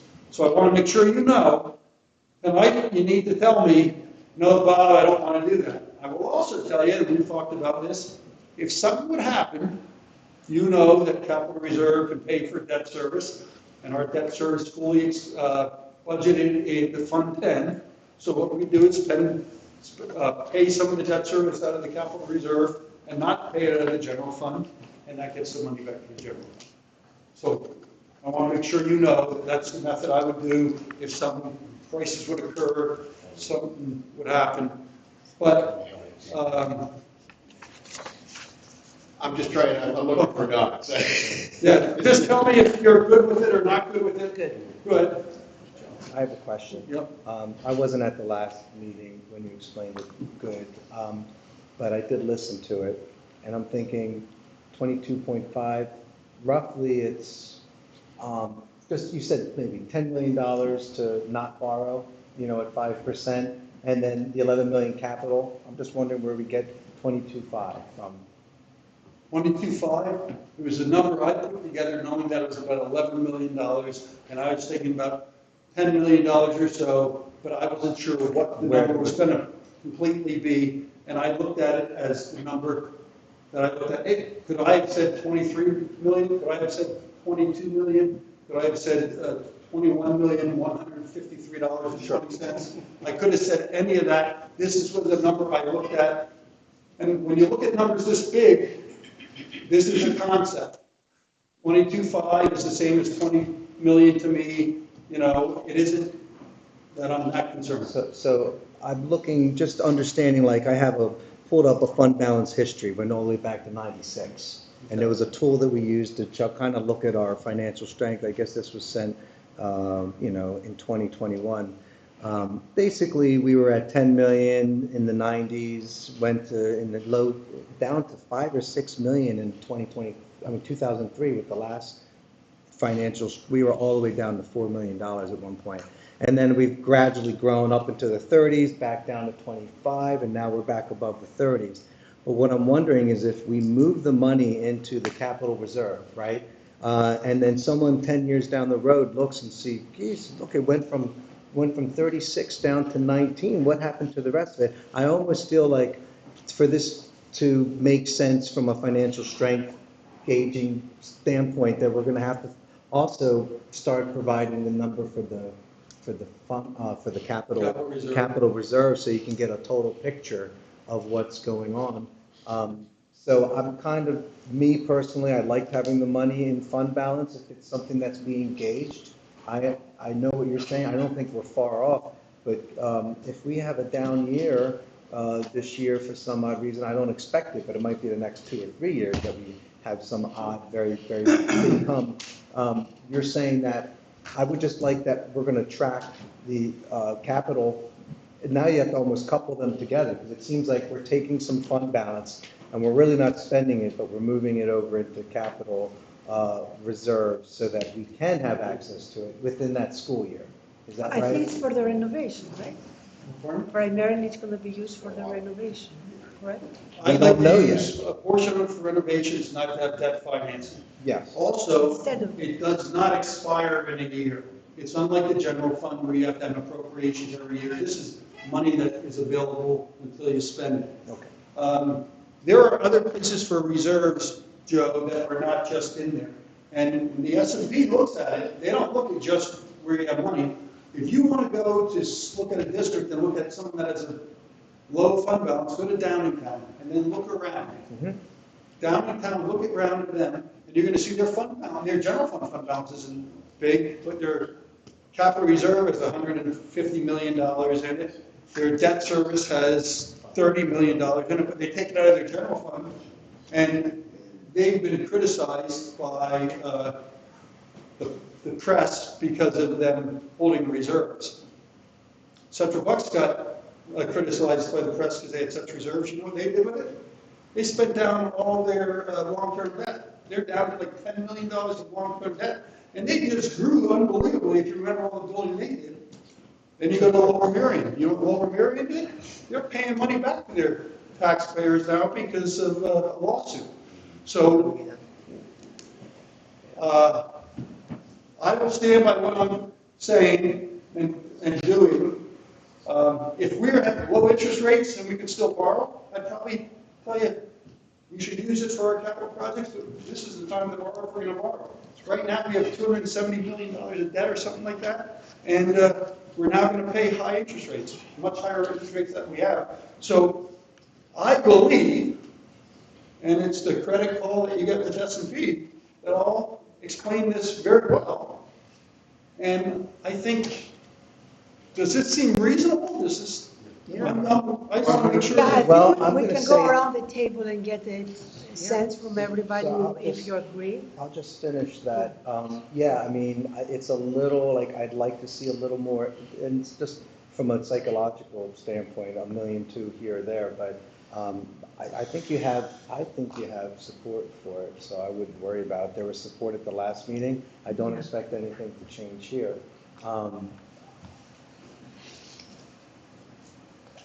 I don't know where I stand at this point, but I think you're good to go with this idea. I mean, and I'm going to say this, if you can save $10 million at 5%, you're going to be saving $10 million over the next 20 years, if not $20 million, if I just do the calculation real quick. I'm all about using some of that money to pay down the debt, you know? But if you're right, if you got $11 million in capital projects, what about next year? That's exactly what I'm saying, that you can't, just because we have the money, don't spend it all now. And you saw the detailed discussion we had about playgrounds. And we're talking about $50 million, and we're talking, worried about if it's gonna be 2.1 or 2.2 or 50,000 or, those are things to discuss, but it's a much bigger picture. And we can accumulate money in the general fund and put it there to show everybody, or we can use it to do something that I believe we should do. I'm an old timer. I think it's money saved, Yeah. and if you have to raise taxes in the future, you raise taxes in the future. This is preventing us from raising taxes. I think if you look at what's going to happen to our debt service if we don't do this, and you know how much of your debt service in the first years of borrowing is interest and how much of it is principal. And I view it as it's going to be 4 times more interest than it was when I was first here, when our interest rates were so low. So that's where I am. Mr. Roosevelt. Thank you. I just want to add that 2 years ago, the fund balance was expected to be 22, and the earned income credits come in, and there's an extra $10 million that we discussed about. So that gets us to 30. And then last year, that was after a 2% tax increase. And then last year, we did a 1.5% tax increase. And the earned income credits netted us an additional almost 10, right? So that's 2 years in a row where the earned income tax have been higher, much higher than we've been expended. Additionally, you indicated that the COVID fund that was put in there, that's $14 million, that was started 2 years ago, was put in place by a previous board with the intent that maybe the earned income credit would go down. And so that this would demonstrate in a bad year, as we've been discussing, you'd have some funds to make sure that everything can operate. That still exists. So The 14 million is no longer in there. we've moved it. Yeah, it's zero now, yeah. So, but the earned income credit is still sort of around that same rate. So, and the third piece is it wise to maintain, is there some law, or is it just prudent to maintain a general fund that is no more than 10% of our annual budget? Is there, I've come across that before. This number here can't be above 8% of your general fund, next year general fund budgeted expenditures. Okay. So that could be up to $23 million. These numbers here, Right. the state has nothing about it. Yeah. So the unassigned is Yeah. what can't Yes. go above that 8%. Yeah. So by moving to 22, if we get another roughly $10 million that we're not expecting, by doing this, we are making sure that we don't go above the 8%. Is that another way to think about it? Yes. Either that or we're going to have to find other committed fund balances here to use or move the money over.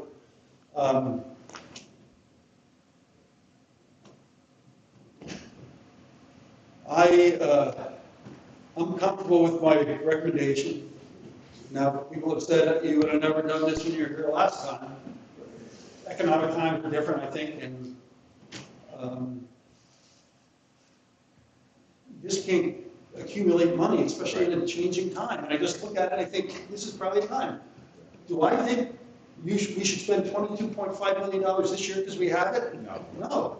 I believe that, yeah, you better worry that next year might not be bad, might be bad, we might have to move money, we might not be able to move money back out of the general fund. And then, if you want to do something, we're going to have to go for debt anyway. Right. So then we're undoing what we are trying to do. Right. So, Thank Mr. you. Thurgood? No, I'm good. I was just making sure you had 5 votes, because I know you're going to be uncomfortable if you go out of here and you're not. Well, I don't want to go out of here that there's one person that, and Mr. Hidalgo and I will talk at some point. Stay after. He has to go home. His wife, oh, you have to. I want him to speak.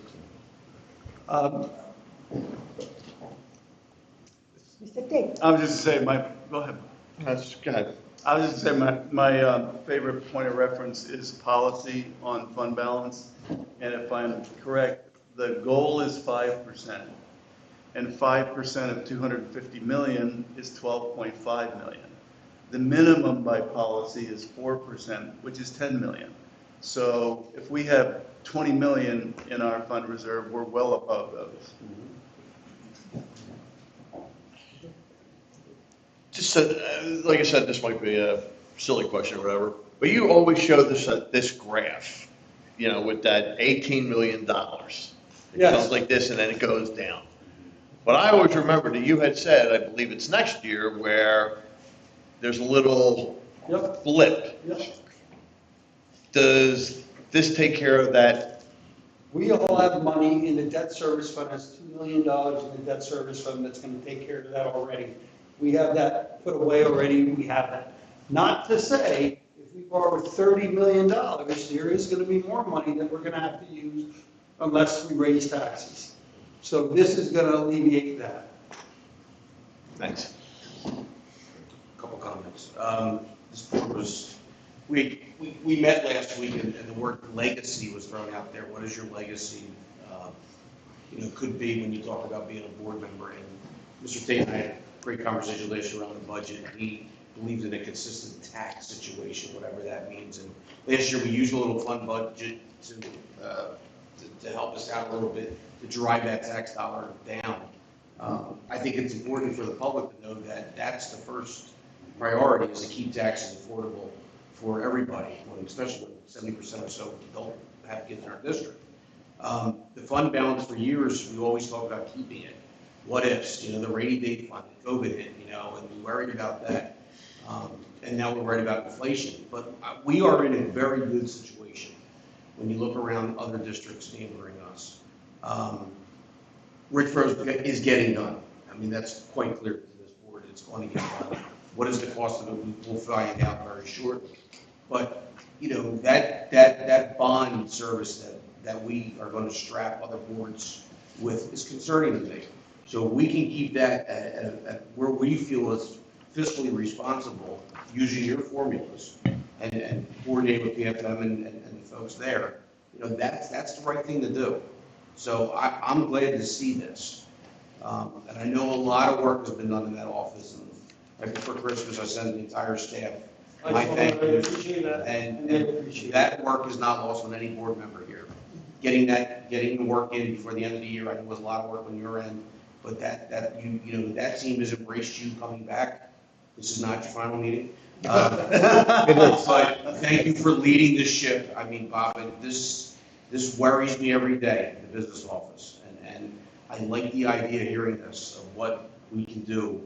Because for me, it's got to be the taxes. I mean, there's nothing worse than coming across a couple that can't live in their house anymore because the taxes keep going up. So for me, it starts. And this, Mrs. McKee, this 4.1, I think, over that 4-year plan, it's like 16%. So I think it goes up again next year and it comes down or something like that. But off the top of my head, it was like 16% over 4 years. And So, historically, that is just huge. Right. They're big numbers. yeah, and it should scare all of us because that's a lot. And when you look at your tax bill in the last couple of years, you see where it goes. But Richborough's last building, in terms of major capital plans, we have some money to throw at that to drive that cost down. I think it's smart business. I really, really do. And the work is not lost on me, Bob. So thank you so much. So, you also said that we have to keep moving and decide what we're going to do next. So when do we have to decide about the capital improvement projects? And at least, are you going to bring it at the next one, the next board meeting, next week? the longer we wait, the less work we're gonna get done this summer. Ideally, this would have been a conversation in September, October. Unfortunately, timing is not working out, but when we delay this, it is going to impact the projects. Should we prioritize and decide which ones we're ready to approve next week? Tonight, you want to approve these next week? Yeah. Not all of them. Yeah, okay. I'm not ready. Then I guess we're going to be here tonight. Well, we talked about the playground, for example, and we know we have to get them done, and Bob said at least decide something to move forward. So do we, Jessica needs to be able to have time to get the design teams together, get contracts together, and then bid everything. I don't know what the lead time is, but I think there might be some critical things for some of the projects. Is there anything here that you can say, yes, approve this, approve that? Yes. We're approving design phase. We're not approving projects. You don't even have bids for them. Correct, correct. Let's be real. We're not approving $11 million tonight. no, not the whole thing. I'm saying, for example, if there is a couple of items there that we know that we absolutely have to have them done, we can say, go ahead and start, right? Get the bids. Yes. Yes, to get the design started. Yes. Yeah. You're gonna approve starting the process. Right. All right. Question. Is there a way to get the values of what that phase is? Is it worth looking at the cost of these things if we're not interested in, if there's something you know you're not interested in, do you really want to get the bid for it and do the design? Correct, no. Right, if there's something that we don't have information on, or something that we don't have, majority to move forward, I would agree. It doesn't make sense wasting I mean, it bidders' sounds time like and the wasting chancellor our was facilities one time. of them, right? But I would agree, yeah, the first one on the top. Yeah, okay. I think everybody's, I'm speaking just for myself, that's an easy one to go get the bid for that, and I could go deeper through that. That's, we don't need to bid that out. That $342,000 is a price directly from Johnson Controls. We have to sole source that because it's their equipment. So that's the cost. That is not going to fluctuate. Prove that. But the other items, like, I mean, to the items number 2 and 3, Ed pointed out that we're going to wait for a price. How about a total price as opposed to doing everything piecemeal, correct or not? I don't know that we have anything left to do with this. Those are, that's it? For this one, that's it. All right. My point was, I wish it all came to me as one big project. Here's the dirt, here's the scoreboard, here's the sound, and now 2 additional items. Okay, I thought maybe, Years ago. okay, so there isn't anything else. These are the final. To my knowledge, at this point in time, there is nothing else that needs to be done there. I mean, the playground improvements we talked about, Paving and concrete. the lighting, I don't think it's gonna happen at basketball courts, isn't, that's, like Joe said, and we've already discussed Chancellor Center, and that's not gonna happen, at least not I mean, now. we need more information.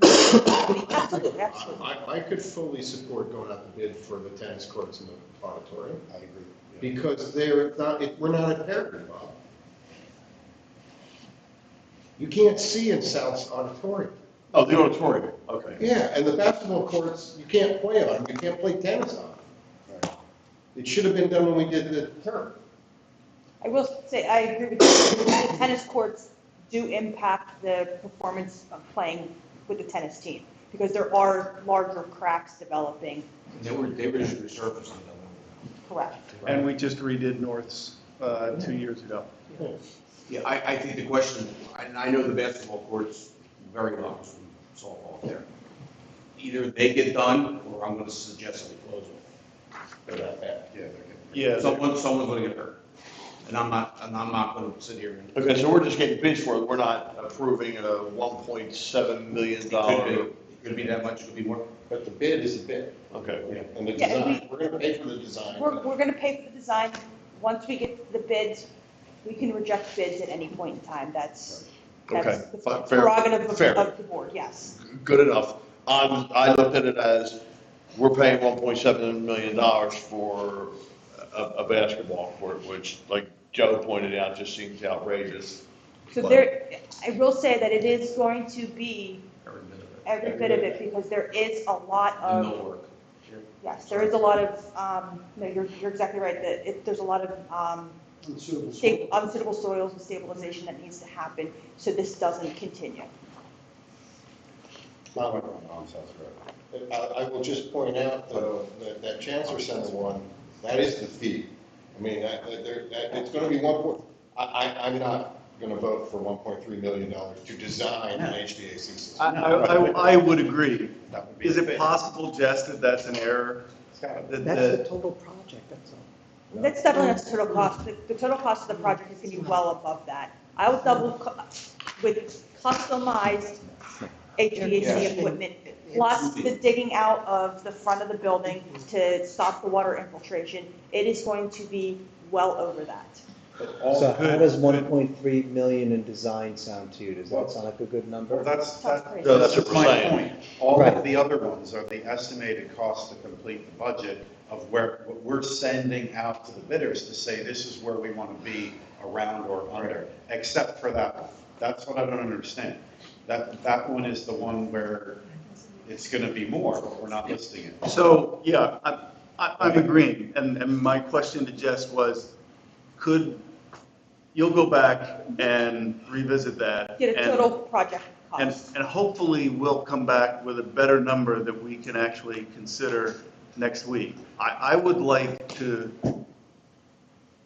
withhold judgment on Chancellor until we see better numbers. Exactly. Because I agree on the basis that 1.3 million for design only sounds undoable, but maybe that. But We can to, get- to move forward and get you what you need, can we have a list, at least, of what needs to be approved next week? And then definitely take the chancellor out of it, because we are not, I we need much more think we information. all nod our heads for everything but Chancellor for the design for So the we're bid. good for the rest? For the bid process, yeah. But some of them is not the bid, it's the actual cost. Just one? Just one, just the Chancellor Center is the design cost only. Yeah. and Everything else that's is the actual cost? It's not It's not actual, necessarily. it's the estimated. total project estimate, So when? design and construction. Okay, so if we approve everything except the chancellor, it means we are telling you, go ahead to start the bidding process. You start Only- the only design bidding, process. only bidding, not the The project. design So- first, then bidding. And then I will No, come we're not back, even approving bidding. No, I'm saying that would be later, Right, and then. Right. and then I would come back to you and say, okay, we have the design, this is the estimate, we would like to move forward with bidding, and then once we get the bids, I would come to you and I'm say. not sure if Bob is are you comfortable with that? I'm not I sure. just want to, so you're ready to say yes to $9 million of projects? Can I- That's his question. I just want to make sure I'm hearing that, because I don't think that we should start designing things without having a agreement. Yeah, if they all come in, we're going to spend $9 million this shot. And that's what I'm looking at and saying, that's where I put the brakes on a little bit. But I'm not telling you not to, I just want to make sure you know that that's what you're setting yourself up for, or you delay some of the projects, sorry. All right, no, it's fine, because that's part of what, I look at the capital project book. In the back, from October 2022, is the summary of capital improvement projects from 2022 to 2027. A lot has changed. I think last year's capital projects were at 5.4 million for last year. And in October, we were looking at 7.6 in 2023, then it was 6.3, then 4.6, then 9.8, and then 10.3. So this 10.3 million in 2027. So to look at 2023 going from 7.6 to 11, and even if we ease it back to 9, how do the rest of the numbers on this chart I continue to just look at as that's still the current plan? Is my one, but you don't have to answer because you're going to go back and you'll Well, update this chart. I can answer Go ahead. part of that. If we delay some of these projects, because it's my understanding that previous years we have delayed these projects, wherever it falls into these years, there's keys here. Good, yeah, we It's can look at it. going to increase certain years. So say, for instance, we delay this auditorium project, just say even numbers 2.5 million. We'll have to add 2.5 million into a year moving forward, plus escalation. Right, and so, committing 9 million, 7 million, 11 million, that's something that, maybe a number you're looking at, it's difficult to do, without seeing the effects on the 5-year project, but I'm not looking, I don't know if that's even a matter. I'm tiptoeing with this list, and I'm thinking to myself, I think all these projects need to be done, sooner or later, and I just don't know. I think we could, I just think that 11 million is a big number. And this also shows on here total capital funds and bond allocation. So there is talk of bond allocation. It looks like at one point we were looking at $20 million bond for capital improvement. Is that what you were talking about you couldn't find? But it's right here in the book. I wasn't here when you talked Bond about allocation. that. It's I in probably the would've- book. I would like to know what the administration's recommendation is. You threw all this, I didn't know we were gonna decide this tonight, because that wasn't conveyed to me. And you threw all these numbers, I would like to know what the administration's recommendation is. Can you tell us what needs to get done? So we've kicked the can on auditorium lighting now 2 years. We've kicked the can on tennis and basketball courts for the life of the South turf. You want to keep kicking? We'll keep kicking them, I guess. But I would like the administration to tell us what's important. The $342,000, Jessica, I hear you loud and clear, fine. But what's important? I mean, usually we gave them a number and they fit it in. Yep, I agree. I mean, I asked the same question So, during our meeting, so.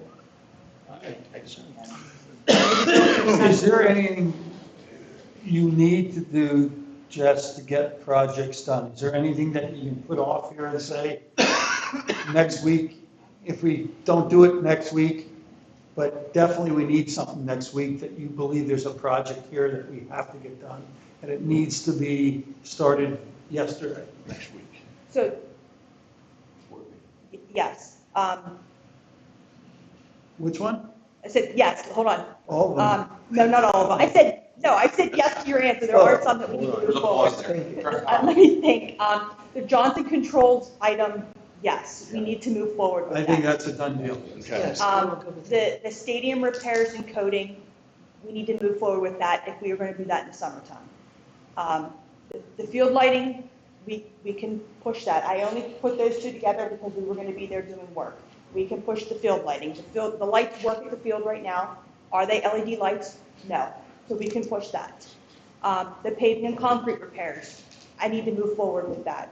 There's a lot of survey work that needs to be done at the various schools, and then documentation to get a bid out and get potentially get bids for the work approved in May to do the work in June, July, and August.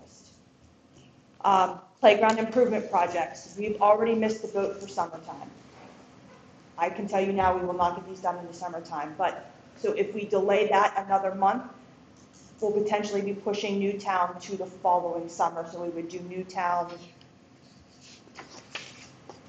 it sounds like we're gonna do that anyway. So it sounds like we want to. But we missed summer, so we could do the work in working with the school if it's suitable. That just raises costs.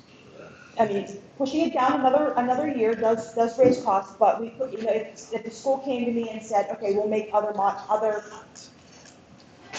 use of the fields or modify our recess time, we could do the work September, October, November, into December.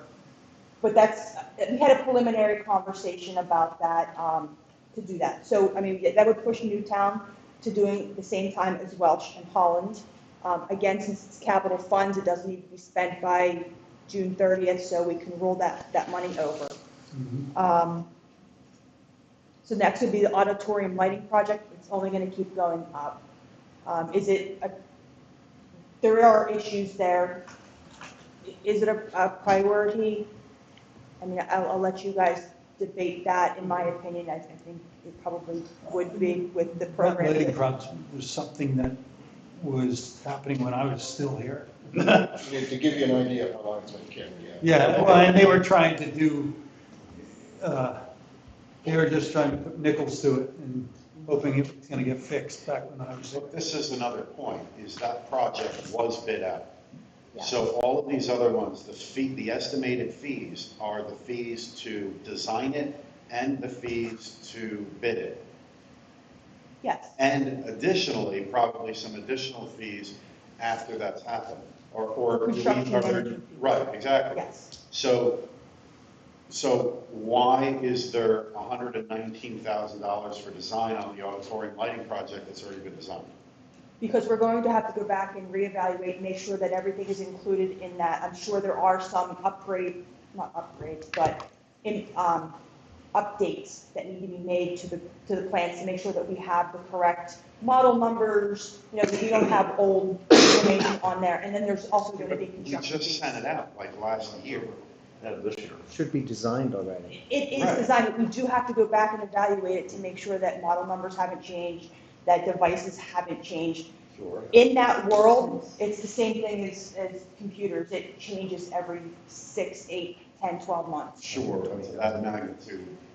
Well, that's construction fees. No, 120K is the, Again, they're estimated fees, so correct. It could be substantially Should be lower. substantially lower. And if I may, I recall Doug explaining that part of that process is going to be value engineering on options to drive down the total cost.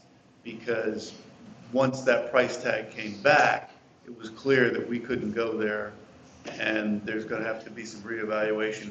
For example, he described reevaluating the lighting in the stairways for the public and things like that. There's some nice to have that might have to come out.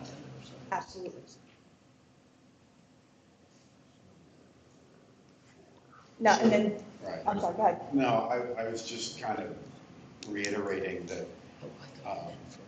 that 11's a lot, but we're not including all of the 11. so far we lost So one, far. we lost the light. And We're at some of 9. these are already pushed to next year also, so that racks it down even further. But that also brings up the notion that even more reason to try to get all the 7 schools' playgrounds done in 3 years, or perhaps even maybe 2, because we've lost a year. Move on, Oh, the last courts is next. tennis and basketball courts, where I think we've discussed that it does impact the tennis team, and the basketball courts are in pretty rough shape. is that a necessity one? Because you said the auditorium light was a question mark, that we have to Yes, I decide think that. What it's a- about the tennis one? I would recommend moving forward because it is going to impact your tennis teams. Okay. And like Mr. Solomon said, there could be a potential to shut down the basketball courts.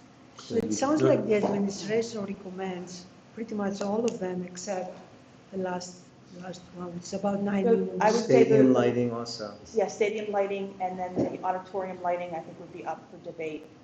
okay, so that gives us About $9 million. way less, about I 7. Why Let's is add it it- up. why is would it- like I'm a doing that formal right now. recommendation. So so not I would like a formal recommendation from the administration. If it takes a week, it takes a week. We'll come back with something. Well, she kind of went through it on the fly with you, which I appreciate. And she took the stadium lighting at North, debatable Chancellor Center, and the auditorium lighting. The rest would stay. That would be a substantial, So the- that'd be about 4 million off almost. I think the 1, 2, 3 projects that we do really need to move forward with to not make an impact is definitely the Johnson Controls, the stadium repairs, and the paving and concrete repairs. That's what I, yeah. Those 3 items, I believe, need to move forward at the board meeting on Thursday. Yeah, but based on what Mr. Solomon said, is he said he wants something which is more, it's not piecewise, and you said earlier that That was historic. if we're there already doing the repairs and coating, Is it gonna be, are we gonna save money by doing the lighting at that time instead of doing it later? There's no economy of scale. I mean, I'm sorry, it's not- let her ask. There is, you're right, there is no economy of scale because it's going to be completely different contractors that do the work. While I agree with your statement that we should be building projects as a whole, the question. Well, here we are. I mean, it is what it is. Yeah, I mean, the question is, what is a priority? The stadium lighting would not be a priority if you're asking for me to rank them, that it would fall down in the list a little bit. I have a question about, I should have asked earlier about the stadium lighting. When that's done and it's replaced with LED, is there any kind of significant savings in energy costs when we do that? Absolutely, without a doubt. I mean, right now, I can't remember what kind of lighting is there now, but just upgrading to LED, there's going to be, maybe not significant meaning millions of dollars a year. I was hoping you would say it would be. No, it won't be that high, but there is definitely. $11. Percentage-wise. Yes, percentage-wise, there will be a savings. Now, say the cost of, and I don't know what the actual cost of the lighting is per year for that specific stadium, but you will save a percentage upgrading to LED. Your return on your investment might be 10 years. Okay, It's not immediate. got it, thank you.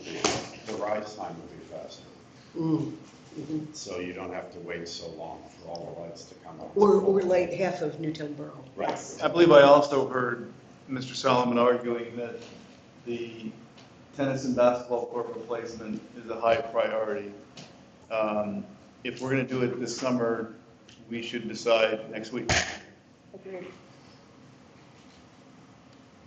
One question. Did I hear that Doug's coming to a meeting in the near future? Or was that just no, people might have just been talking to him. Undecided, I think. He is gonna be here tomorrow to meet with me. Oh, about so other maybe stuff. we should ask about this, this book where it talks about bond allocations and total funds and stuff like that. I don't want Doug anywhere near our clock allocation. What I'm saying, this book, then we switch this plate and update it to what we're actually doing, because what I'm looking at here is our 5-year project, which mentions bond allocations, total capital funds and bonds. And if we're not doing that, and we're gonna fund it, this 5-year plan shows to me what looks like about a $20 million bond that we were gonna do. Well, that's his recommendation. That's his recommendation, but I'm saying, this is our book, this is what we're going off of. If it's only one sheet and just throw it out the door, well then let's look at it, what it looks like without that, because we do have $11 million that we have, that we could put towards these projects, but we have over 5 years, $40 million worth of projects to be done. So we're gonna have to fund it, some of it might come from bonds, to be honest with you. Where is he gonna get the money? What we have done in the past, 5 years. as Bob described earlier, what we have done in the past is finance those projects with budget excess, revenue and expenditure differentials. And it was in the range of 3 to 4 million.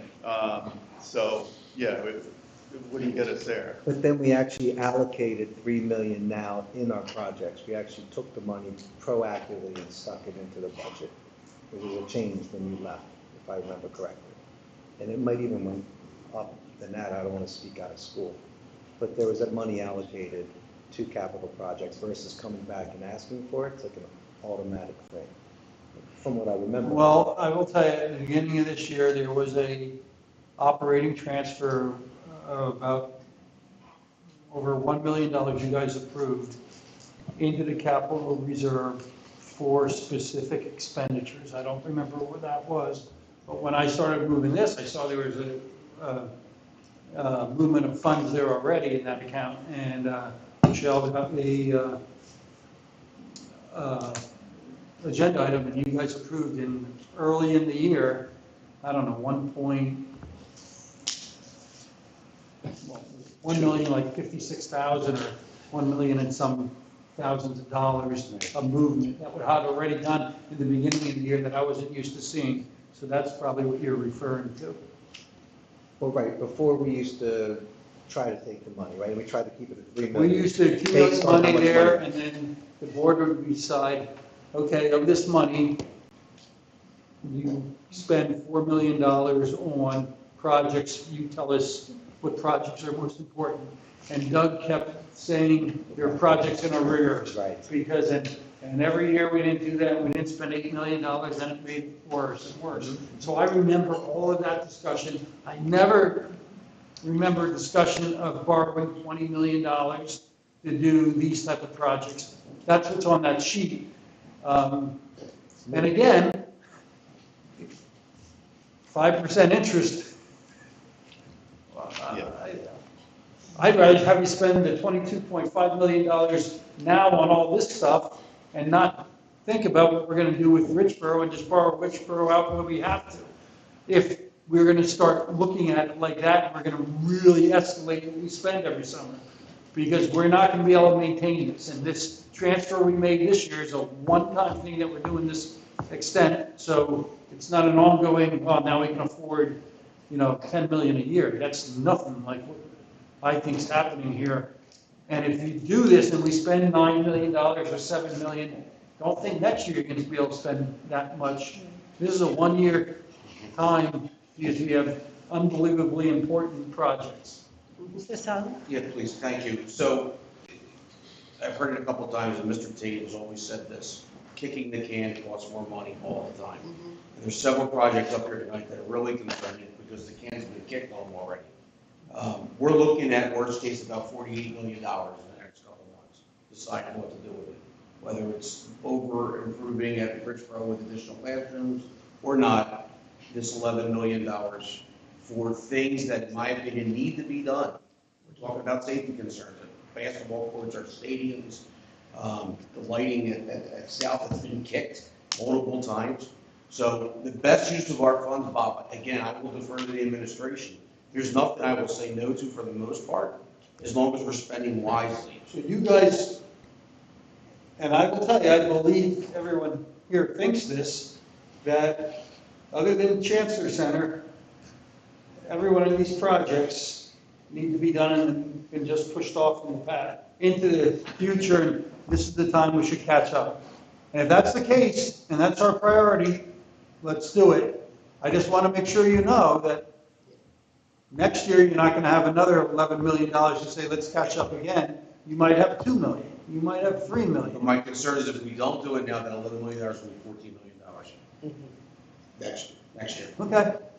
But I won't do anything. I think your point's well taken, There's Bob. $40 million of capital improvement that's going to be stacked on top of that anyway. There's always going to be something. The inflation's always going to be hitting.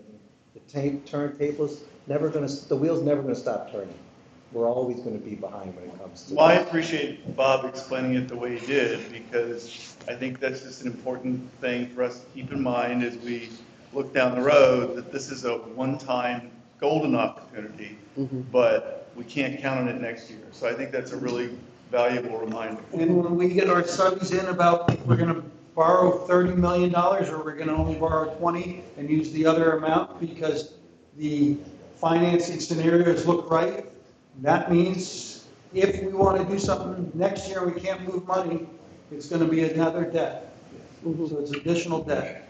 So that's, you can't always go back to that, but that is it, something that can keep you from deferring projects. Interest rates aren't where they used to be. Is it possible? I mean, we've been kicking this around. The whole concern that Mike brought up at the beginning is, this was presented to us now, and now I gotta vote on it next week. Like, is it possible to separate some of these now? Okay, we're gonna vote on 1, 2, and 4 next week. Yes. We have consensus. And then next month, the ones that don't, we need an answer on tomorrow. Can we say, like, okay, for example, I'll just say, for example, not the tennis court, let's just say the South Lighting. Like, is there a big deal if we vote on it next month as opposed to next week? No, and I think I said that, I think I said But that. that's what I'm saying, we keep on kicking, all right, well, how about we get to some consensus? Okay, let's go for numbers 1, 2, 4, and 5. Because this guy's gonna put a budget together, he needs to know how much we're spending. But I'm just saying, is there a difference between having to know it this month as opposed to next month, or? You need a budget, don't you? Or do we have to do it all next week? I'm saying, he got what he needed. No, She she gave a didn't. list of what was important. All I said is when we were agreeing to approve everyone in the project except Chancellor Center, just know that you should be ready to approve projects of $9 million. We all sat back and said, yeah, maybe we shouldn't. But then I heard Mr. Solomon say, hey, these all need to be done. We have been kicking down, the can down the road. Let's do it. And that's great, because now you've come to consensus saying, yeah, these all need to be done now. We're going to spend it, and we're going to forgo uses of that same money, using it a different way. This is the most important things to do now. I'm the finance guy that's saying, man, would I love to be able to reduce our debt for the next project. But you're saying, no, these projects can't be delayed. Every one of these you're telling me is 2 years old, 3 years old, and you can't use some of the assets right now until you fix them. Well, it sounds to me like they are pretty old, and I'd rather use this money than borrow money for them.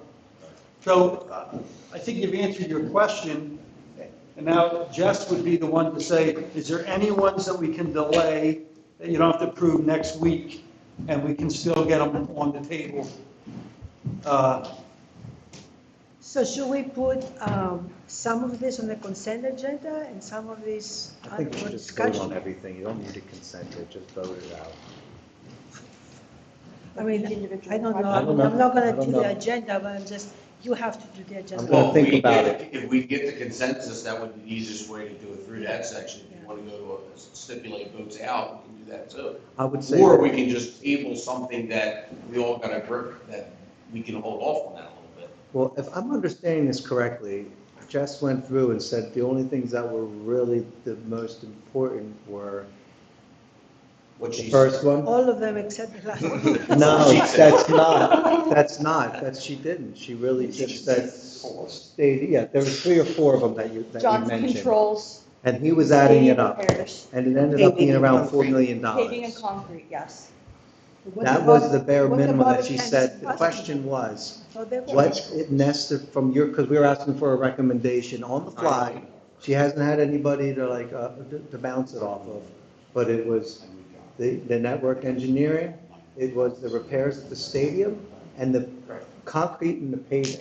Those are the 3 things that she said, we need to do that. Then there's some that were, then we moved to the next level, but those were the 3, and I think that adds up to be around $4 million.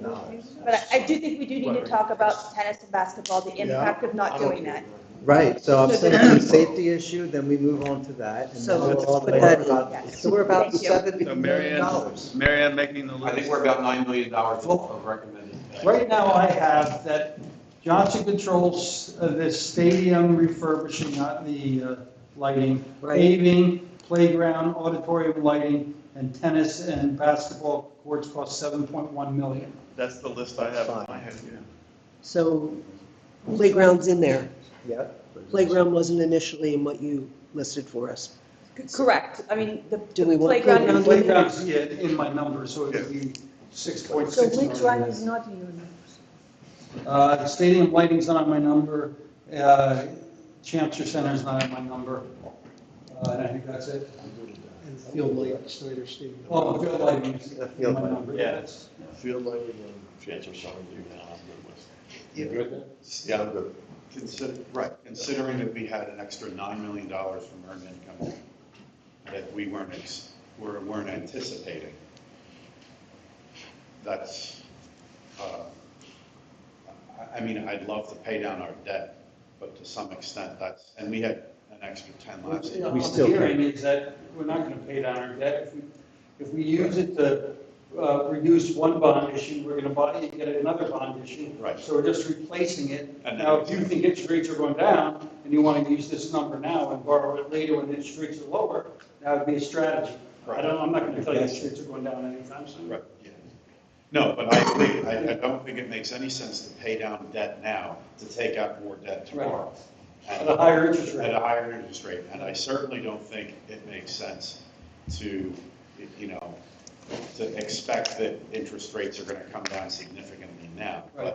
But if we can put together some number up to 9 at the max, maybe even 8 to be conservative or whatever, which sounds like we got 7. And get that done in this one time without sacrificing anything that's going on in Richboro.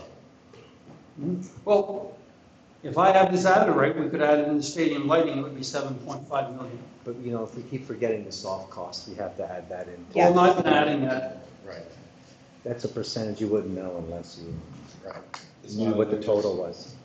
So it is 9 It's million. total remaining soft. I'm saying 7 mil, if it's Oh, 7 that's million in addition instead to of the 8 million. estimated fees. But that should be broken out per project, that's just an Yeah, act. that includes soft costs, so that would be in addition. Yeah, so I mean, that's the 7 permits, on the soft costs. So 7 would be close to 8.5. I think I'm with Bob, I can nod my head on that list as Bob presented it. And at least we can, if the bids come in ridiculous, we can. Right, we can say We no. can reject them. Like me personally, in case you didn't hear, I said, you know, leave out the lighting, leave out Chancellor Center, I'm good. Yeah, me too. Stadium lighting. Stadium lighting, Chancellor Center, I'm good. And auditorium lighting stays in. Stays in. Marietta, And this is if you want to know why, I think I'm speaking for both of us, Bob, we've kicked that can twice to this Oh, community. I've been for those And we can't meetings. keep doing that. No, I've sat through those meetings. The only thing I that's just want to coming have an out, accurate list for myself. the only 2 projects that are coming out are stadium lighting and Chancellor. Yep. Correct. If we can all agree on it. I heard 2. I'll support it. And could somebody give me a total on those, please? I believe it was 7.5. Less, in addition to Plus. in addition to the fees, so it's approximately $8 million. Okay, Right. There you go, That's fine. and that's my number. And notice I said approximately. So you're got good. it, there's soft costs. Thank So you. Andy, he's 3, good. is he 4? Yeah. Yeah. Yeah. And that's if you budget it, doesn't mean if a project comes So they in, don't you think- don't. Right, we can you don't- reject it, it's Right. all good. Yeah, we've already. I'm good. And the caveat is auditorium lighting needs to be looked into. Well, but that- I'm for doing it, but the way it's displayed up there, I think it's gonna shake out in the long run, so I'm supporting it, but I don't. Yeah, I got 9.2 million. Me being new, I want to have the time to sit down and look Yeah, at what totally is understand. designed and what I. Do we have 5? Do we have Ed? I'm good. And you're going to, We're good. I'm sorry, may I? And you're going to talk to Doug tomorrow about Chancellor and find out what the dollar amounts. The other thing while you're having that conversation, I think we also need to hear about the necessity of the work. Because if people up in the business office are working in 85-degree temperatures, then I think it becomes a higher priority. So, It's a sweatshop. They go to Bob's office, it's cold. oh, okay. No, in the winter, there's a breeze under my knee. So I will say that we are experiencing issues with the HVAC equipment in this building that is costing money. Yeah. Now, again, that's coming out of maintenance and we're fixing items, but it is going to come to the point where equipment will stop working and that's going to impact this building as a whole and potentially people in their environments. Yeah, thank you, thank you. I have a question. So the field lighting, we are taking it out because it's not necessary right now? Is that what you? That was my understanding. We're removing the field lighting and we're removing the Chancellor Center. No, I understand that, but your assessment is that the field lighting at North is not necessary to be done right now. That's why we're taking it out? Correct. My understanding is that the field lighting is currently working and that it's, Not that urgent. Switch yeah. over to LED bulb. Basically. it would be switching over entire fixtures. Right, but it would be a normal, it's what we've always had to LED bulbs. It doesn't affect playable conditions, anything else. Mr. Sullivan, you have enough? Yeah, we're good. I just have one comment, I'm going to ask for a favor, and I know the board has been flooded with emails. I'd like you to put eyes on every playground in the district and reprioritize, in your view, what the order should be in the building district, regardless of what they need, whether it's autistic stuff, or, I have concerns with the amount of emails we've gotten from Lake County. Yeah. That those the conditions up there are not as good as we believe they are. If you come back and tell me that those kids are fine, you just got an email, the kids are being stung by wasps, I need to know this, because I won't support a schedule that doesn't, in our view and in your mind, prioritize safety. Absolutely, Okay. absolutely. Thank you. I actually want to go see them myself. I'd be happy to I'm go out off with you. Monday. All right, I we're have going on a tour. something to do, but we can, We're I going plan on on a tour. driving this weekend. I appreciate that. I don't know anything about playgrounds, and I know I'm not getting on them.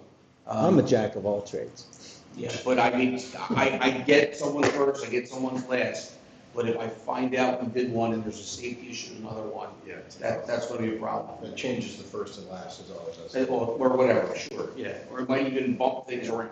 The- So, the because the WASP money's approved, so there's no reason why we can't change anything. absolutely. The WASP issue, is that new?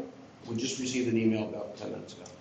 It's clear that there's WASPs at this time. That's, I don't know, I don't. We have Yeah, I'm just saying. pest management that we can take care of that. But, okay. Yeah, no, We'll look into might it. have- It might have been from earlier this year, Okay, because since okay. we're talking about it, Okay, a parent email. Fair enough. We'll look into it. Are there any other questions, because it's getting late? Yeah, if I can, for clarity, I just want to say the third, maybe a fourth or fifth time, the two things we're removing off of that list is the Walt Snyder Stadium field lighting and the Chancellor Center. Yes. And I asked Bob to run the numbers again, right next to me, for the remaining projects that are up there. Go ahead, Bob. I'm putting all the remaining soft costs in with the projects we're approving. If that's the case, it would be 9.2 million if all those soft costs were in those projects. I got it. Which some of them should be peeled off. Yeah, That's what I'm saying. but we don't know that right now, so I just want to make sure. That's including the We were full 2 okay with million that. soft costs. And then my next question is, because you all around this table are in support of that, do you want this as a consent agenda item, or do you want this as a vote on each individual? Consent. We're good. Consent. We got Okay. consent today. Thank you for the clarity. And the other thing, I asked a question, if we had a date on an expected date on when all the principals will have weighed in and the facilities has met, and So there was a survey done with all of the principals prior to the report. I did discover that today. And I provided Mr. Hidalgo with a copy of that. So I did previously state through conversations with the principals that I did not believe that one was done. One was done. So that was provided to the creator of the report, TNM. So as we go through the design process, that's when we will be moving with each principal individually. because that's what comes back to the notion of parity. Who knows our schools the best is us. So the playground manufacturer has a really hard uphill climb to go beyond safety to try to say, have 7 playgrounds with parity. They don't know what that means. As you articulated well, some schools they want to climb, other schools they want to run or swing or whatever it may be. So that's great. Thank you. We will, yeah. Any more? Oh, yeah, I was wanna just ask for going to say public that, because you said, yeah, I was finding the surveys, got the surveys, that information was provided, that's how they came up with the analysis. But I'd say, who knows the playgrounds the best? The parents, the kids, the families? They're the ones that have been there. Not every administrator has been at that same school. Actually, 3 of them have been shuffled around now. So that would be a source. But I think, as I said, I think we have a survey, they all want shade. I don't think the shade is part of the shading wasn't part of the Correct, playground. Okay. correct. But again, with the contingency money, Right, we can look at shading, whether it's trees or an actual shade structure. okay, thank you. Motion to adjourn? All right, so unless if there's any more questions, we're adjourned. Public comment? Did you She ask? doesn't want to have. Yeah, yeah. Thank you. Okay. One, 2, 3.